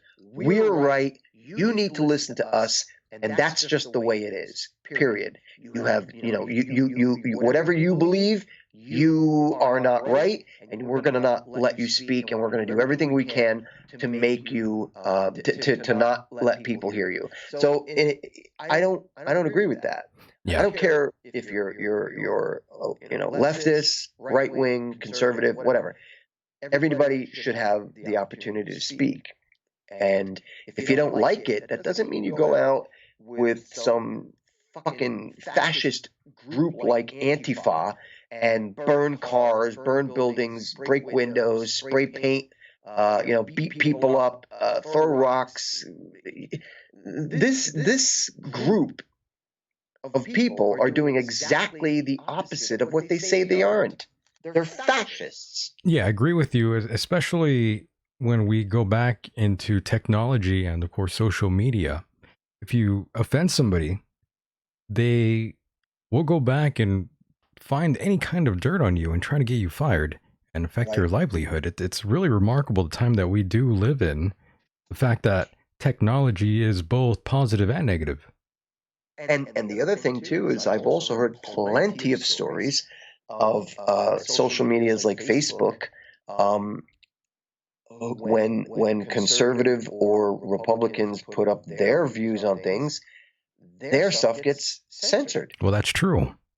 And again, I don't agree with that. I don't agree with any of it either. Even those whose opinions I don't align myself with. None of my ideologies even align with some of these folks. But at the same time, I don't want them to be deplatformed or censored at all. Right, because that's not the American way. Now, Not at all. Michael, and I've told you many times, I was a Democrat, politically correct, liberal Democrat. That's true. You have said that. For 26 years, okay? I want anybody who's listening to this to know that. So I've been on the other side, okay? However, when I had issues with politics and religion for that matter, I protested through music. I didn't break windows. I didn't beat people up. I didn't flip cars, set buildings on fire.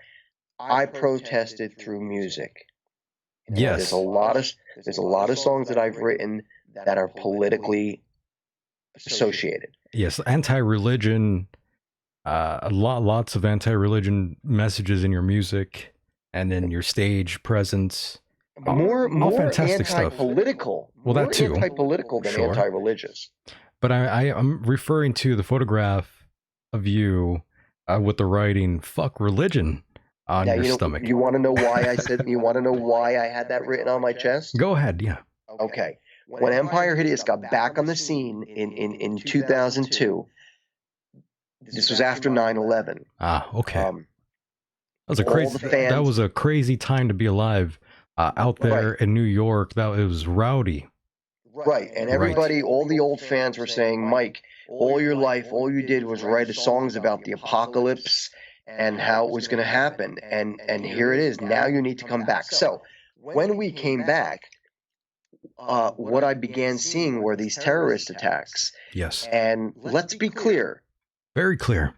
Let's be clear. Not all Muslims are terrorists, but all terrorists have been Muslim. So I began seeing, for all my life, in the late 80s and all through the 90s up to 2001, I had written songs about Christianity. Okay, because that was something I knew about. That was something I grew up at. I was born and raised a Roman Catholic. Affirmative, yes. And so, I spoke out about Catholicism, Christianity. Then I am introduced to this so-called peaceful religion called Islam. and I see images of them cutting people's heads off, throwing homosexuals from roofs, caning women, stoning women, raping. Mike, some Christians will say they are more in tune with religion than most Christian men are. That is, well, isn't that insane? There's some people that believe that, though. Right, yeah, but and you've got a point there, because they follow the Quran to doctrine. All right, I don't know if I'm saying that right, but they follow the Quran to the very word. Now, the fucking book was written in the 700s? I believe so. Or the 600s, one or the other. And let's face it, even the Christian Bible was written in 300 BC, AD, and it has since been modified. Okay, the two religions, Muslim and Christians, had been fighting for 1,000 fucking years in the Middle East. Okay, everybody fighting over Jerusalem. It's a fucking piece of land. Who the fuck cares? That's how fucked up religion is. People will kill you for it. Yeah, it's dangerous. Then they claim how it's all about love and peace. Fuck you. Okay, that's why I wrote on my chest, "Fuck religion." I because agree. Yes, I had since 9/11. All right, when 9/11 happened, 2 years after, for 2 years, there were more than don't quote me on this number. There were more than, I think, 1,000 terrorist attacks, and they were all created by Muslims. So I became very prejudiced of the Muslim religion, because let's face it, I don't want to see people die. And if you're going to tell me that your religion is about peace, well, you got a lot to learn. I'm a Satanist, and there has never, not ever, once, ever been any incident with a Satanist attacking a church, a synagogue, a school, or a mosque. A school, yeah. Whatever the fuck you want to. No Satanist has ever created a terrorist attack. Now, there have been some fucking lunatics out there who have sacrificed other kids and stuff like that. You know, those kids down in Florida. So, there's a couple of wackos that have been involved in Satanism, because these are the ones who, like, hell, Satan, man, rock and roll. Now, that's not the kind of Satanism I believe in. Yes. I believe in my belief in modern Satanism is all about being responsible for your own actions and being able to create your own success. But the Muslim religion, I'm sorry, but that is one of the most fucked up religions I've ever learned about, and I've read quite a bit about it. I've read a lot of portions of the Quran. I've read books on terrorism. And these people are really messed up. They really are messed up. And what you just said about them being more in tune with religion than Christians, it's true. Because, as I said, they read every word in the book of the Quran, word for word, and they live by it. Doctrine. Yeah, I agree. And of course, that's one of the issues I've always had with those who are hardcore Bible thumpers. I always bring up the Old Testament. And we get into not here on the show, but in person, I seem to get into this argument with different religious folks over the years. And I get into this conversation with them, and they tell me, everything in the Bible is God's word, and this and this and that. And then, of course, I bring up the Old Testament, and I start saying, well, there's a lot in here that I doubt you would fully agree on, like stoning your own children. They disobey you. And of course, that's when we have a big conundrum, and they get all angry, and they say, well, so and so and so, and that's why we have the New Testament. And it's just like, you can't really do that.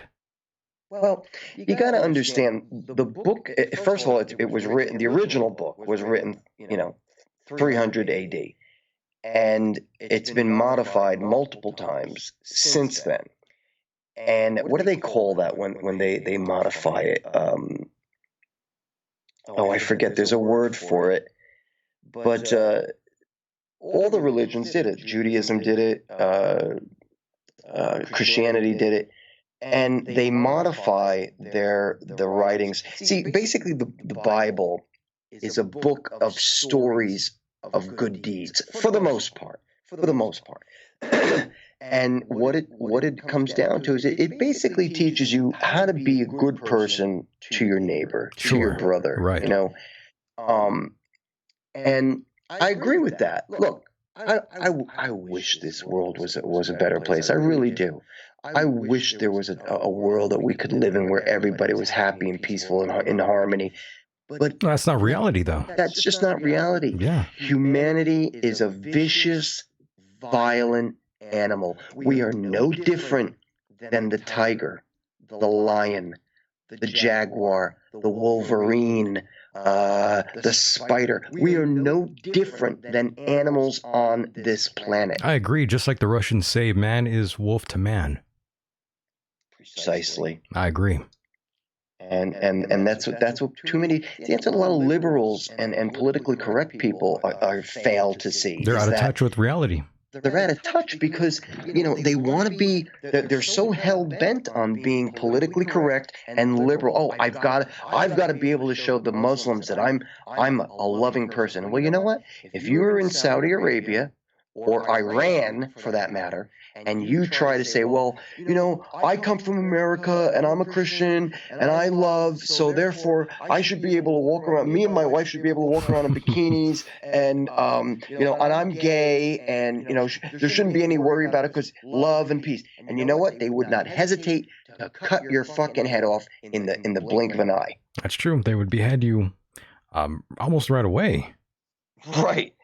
So the point is this.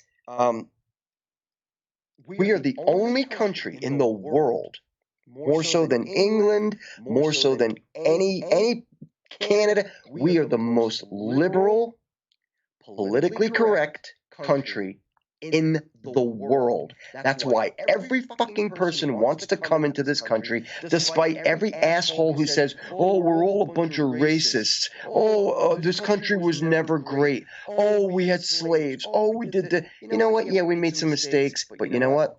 Everybody wants to come here. So you tell me, if we're so racist, why they all want to come here? Yeah, good point. The problem is, not every country is politically correct and liberal as we are. We are the most accepting. We help out every country in the world. Oh, you need $1 billion? Here you go. You know, you need aid for a tsunami? Here you go. Oh, you need this for medicine? Here you go. How bad can we be? This might piss people off, but I don't think we should have gotten rid of Saddam Hussein. We shouldn't have gotten rid of Saddam Hussein. I don't think we should have. That was a mistake. Yeah. Who do you think put him into power? We did. We did, yeah. We shouldn't have gotten rid of Gaddafi. There was that the other guy from Turkey whose name escapes me, and another guy from Egypt, as well as the guy from Syria, whatever his name is.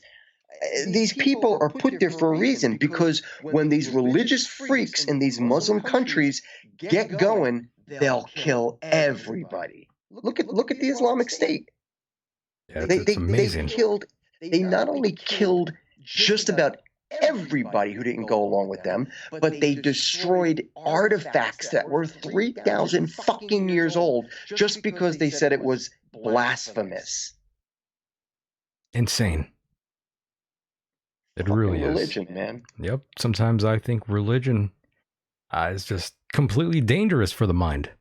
It is. And you know, if you really think about it, Michael, the only reason religion was ever, and let me be clear, the only reason religion was ever invented by man is because in the Dark Ages, man needed something to make him feel good. So what did he do? He created the god of the sun. He created the god of the moon, of the moon. Right. God of the water and the ocean, and God of the birds and the fucking fish and the bears and the mosquitoes. And, there was a God for everything. So they created gods to make themselves feel better. So God is an invention of man. I don't care what you say. You can't change my mind. Any religious people out there, you cannot change my mind. We are a cosmic accident. We are going to be on this planet until we die, and then we're gone. The only reason we believe in blind faith with absolutely no proof that a God exists is simply because we made it up. Yeah, no burden of proof. Right. Did you see the movie Prometheus? I did. The alien Prometheus, movie, right? Yeah. Mm-hmm. Right.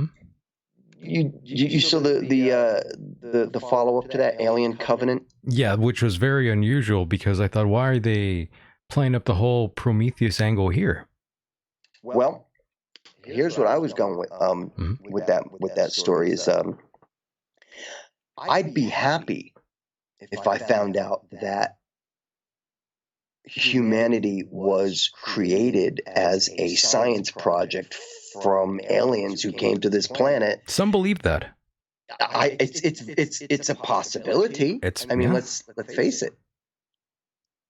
Well, I'm sure you believe that there's intelligence out there, right? Of course. I don't think we're the only thing out here. It'd be kind of lonely if we were the only thing out here. Right. I think, we did come from somewhere else. There are some people who say that, when the comets crashed into the Earth millions and billions of years ago, that the comets were actually carrying the microbes that were the seeds to life. Yeah, itself. Microorganisms, right? That's the theory of panspermia, which I fully believe. Personally speaking, that is. It's a very believable theory, and what I was getting to is I'd be happy to know that some greater intelligence, some greater being came to this planet or whatever, just started it by who knows? It's very interesting though. Yeah, it's very interesting to have this sort of thought in your mind. For those out there who are listening to this, definitely human origins is always something that's very fascinating to talk about and contemplate. Exactly. And, I just can't put, I can't be a person who puts my belief in blind faith. I can't do it. I need proof. Well, that's just having a rational mind, Mike. I would think so. It's common sense, right? I think so. You don't want to go and believe things you can't exactly prove all the time. Right. You need tangible evidence. Exactly. That's why I'm so into science. I believe in science. A lot of people have always claimed science to be the work of the devil. Because that's right. Because it's true, though. Yeah. Knowledge has always been considered an act of the devil. If you go back into the Bible, what was it? The tree of knowledge. The Garden of Eden. You eat the apple and your eyes are opened. And you can't have that now. Right. According to Christianity, you can't. According to the laws of God, you can't. Why? Why can't we know what Earth is about? What the universe is about? What great taboo is that? Indeed. Very good point there, Mike. And of course, we come next to Jussie Smollett yet again. Yes, all charges dropped. Former Michelle Obama aide reportedly played role in getting charges against Jussie Smollett dropped. Guilty. Very interesting. It's another O.J. Simpson trial, right? Guilty. Yeah, so I'm still wondering, Mike, if they caught those two Nazi white trash homophobes shouting "MAGA country" or whatever they were shouting. That's a completely egregious. Like I said before, they even have confessions from the two black guys who he hired to do this devious deed. The Nigerian guys, yeah. Right. And I can't remember what they did. I think they either confessed or something. But these guys are saying right out, he hired us to do it. It's really crazy. And he's lying through his teeth. I can't believe it. I don't know what happened there. It just And goes to show you I got to the. stop you. I got to Oh, stop go you. ahead. When we were talking before with Susan, she had mentioned that she wanted Warren to be a woman, Elizabeth to be a Warren. president. Yeah. Now let me ask you a question. What? Just because a person is a woman, they should be president? Well, I mean, this country voted for Obama, over a woman, so that should tell you something. Who ran against him? What woman? Hillary? Did she? Yeah, well, she ran, against Obama. Yeah, in the Democrat Party, right? Yeah. I forgot. It's been so long. But let me tell you something, man. Obama and Hillary aside, we all know at this point Hillary's a criminal. I believe she is. It's just a matter of time until they investigate this situation and prove that everything has been as a result of the Clintons. Now, that aside, all I'm saying is what? We have to have a woman president because she's got a vagina? What? That makes her a good president? Come on. You elect a candidate for their ideas, Correct. not because they have a vagina or a penis. Yeah, not for their sex. Right. So all I'm saying is, yeah, you're a woman, you got good ideas? Hey, I'll vote for you. But don't tell me I got to vote for a woman just because we need a fucking woman in office. That's bullshit. Amazing. And of course, I did want to get your opinion, Mike, on the 2020 election now that we are speaking about this one. And I was just curious, hypothetically speaking, who you think could actually outdo Trump? Joe Biden, out of all people, is consistent. He's consistently leading the Democratic presidential candidates for the 2020 primary polls. Joe Biden is ahead of everybody, which is just bizarre to me. Yeah, well, I know you don't like Trump, and I respect you for that. That's fine. It's not that I don't like Trump. I do like the guy. Some personal things about him I do like, because he is a bit of an alpha male. And I think I think it's great. I don't see anything wrong with that. But there are some other things I don't agree with him on. But there's no one in this world that I agree with 100%, though. 100%. Exactly. I agree with that. But that statement. He was the logical choice, in my opinion, even though I didn't vote for him. I didn't even vote the last two elections. I wasn't quote unquote allowed. Why is that? For some odd reason, it seems like the first time when Obama was running for the first time in 2008, I believe it was, I voted, and, the lady looked at the paper and all of that, and I got it back in the mail as a non-complete. And it happened twice. So I got the message. I thought, okay, so my vote doesn't count then, so I'm just not going to vote at all. I see how it is. Hang on. Who, if I may ask, and you don't have to answer this question if you don't want to, but who did you vote for when in 2008? Well, I didn't vote for Obama.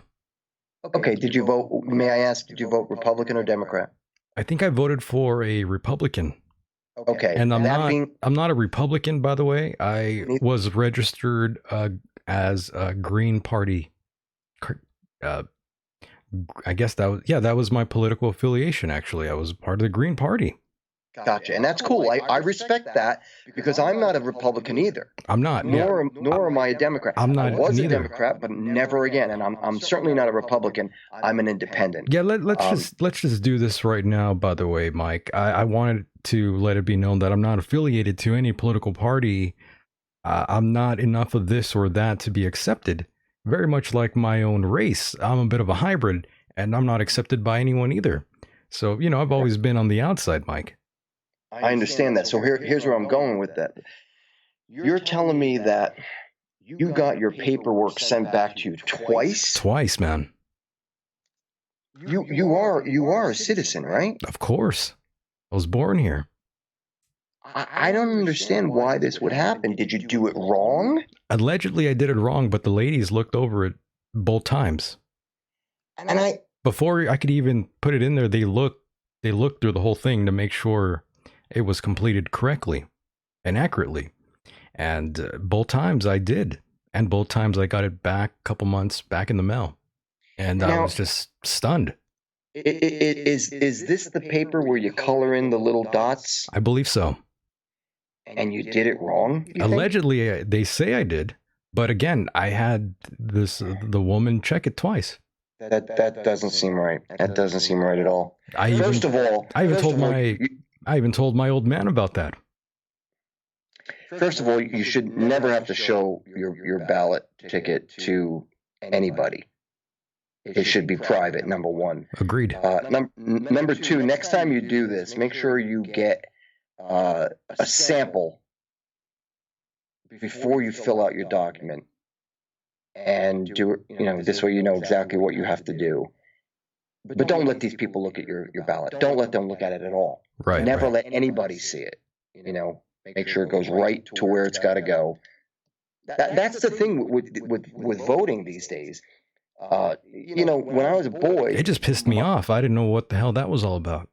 Right. And here's what I'm getting at with this is that when I was a boy, my parents used to tell me all the time, voting is a private privilege, a private right that we have. I heard that too. Yeah. Nobody else needs to know what your preference is. If you're a Democrat or Republican, I shouldn't know. If you want to let it be known, then fine. But for the longest time, I didn't like the fact that when I moved out here to Pennsylvania and I got my license, do you know they asked me, "Are you Republican or Democrat?" I'm like, "What do you mean? Are you Republican or Democrat?" I'm like, "That's none of your business." That's strange. Yeah, I had to fill it out on my fucking license in order to get my license. I said to them, "If I don't tell you what party I'm with, you're not going to give me my license?" "No, we can't." You got to be kidding. That's crazy. So, today I feel like there's so much corruption going on, and I got to tell you, I feel like it's more with the left than it is with the right. I hate to say it, but it seems that way. Well, I mean, just look at Jussie Smollett. Right. And who was that woman who was questioning? Oh shit! Just recently, not Kavanaugh, somebody else who was Trump's ex-lawyer, I think it was. What's his name? Starts with a C, I think. Anyway, he was being questioned by a woman who had previously been caught changing ballots or something like that. She was like stuffing ballots for the left. I'm like, how is this possible? How could you have a woman still part of this government when she was already caught stuffing ballots? Yeah, that's maddening. So you're not going to vote for Kamala Harris then? In other words. Probably not.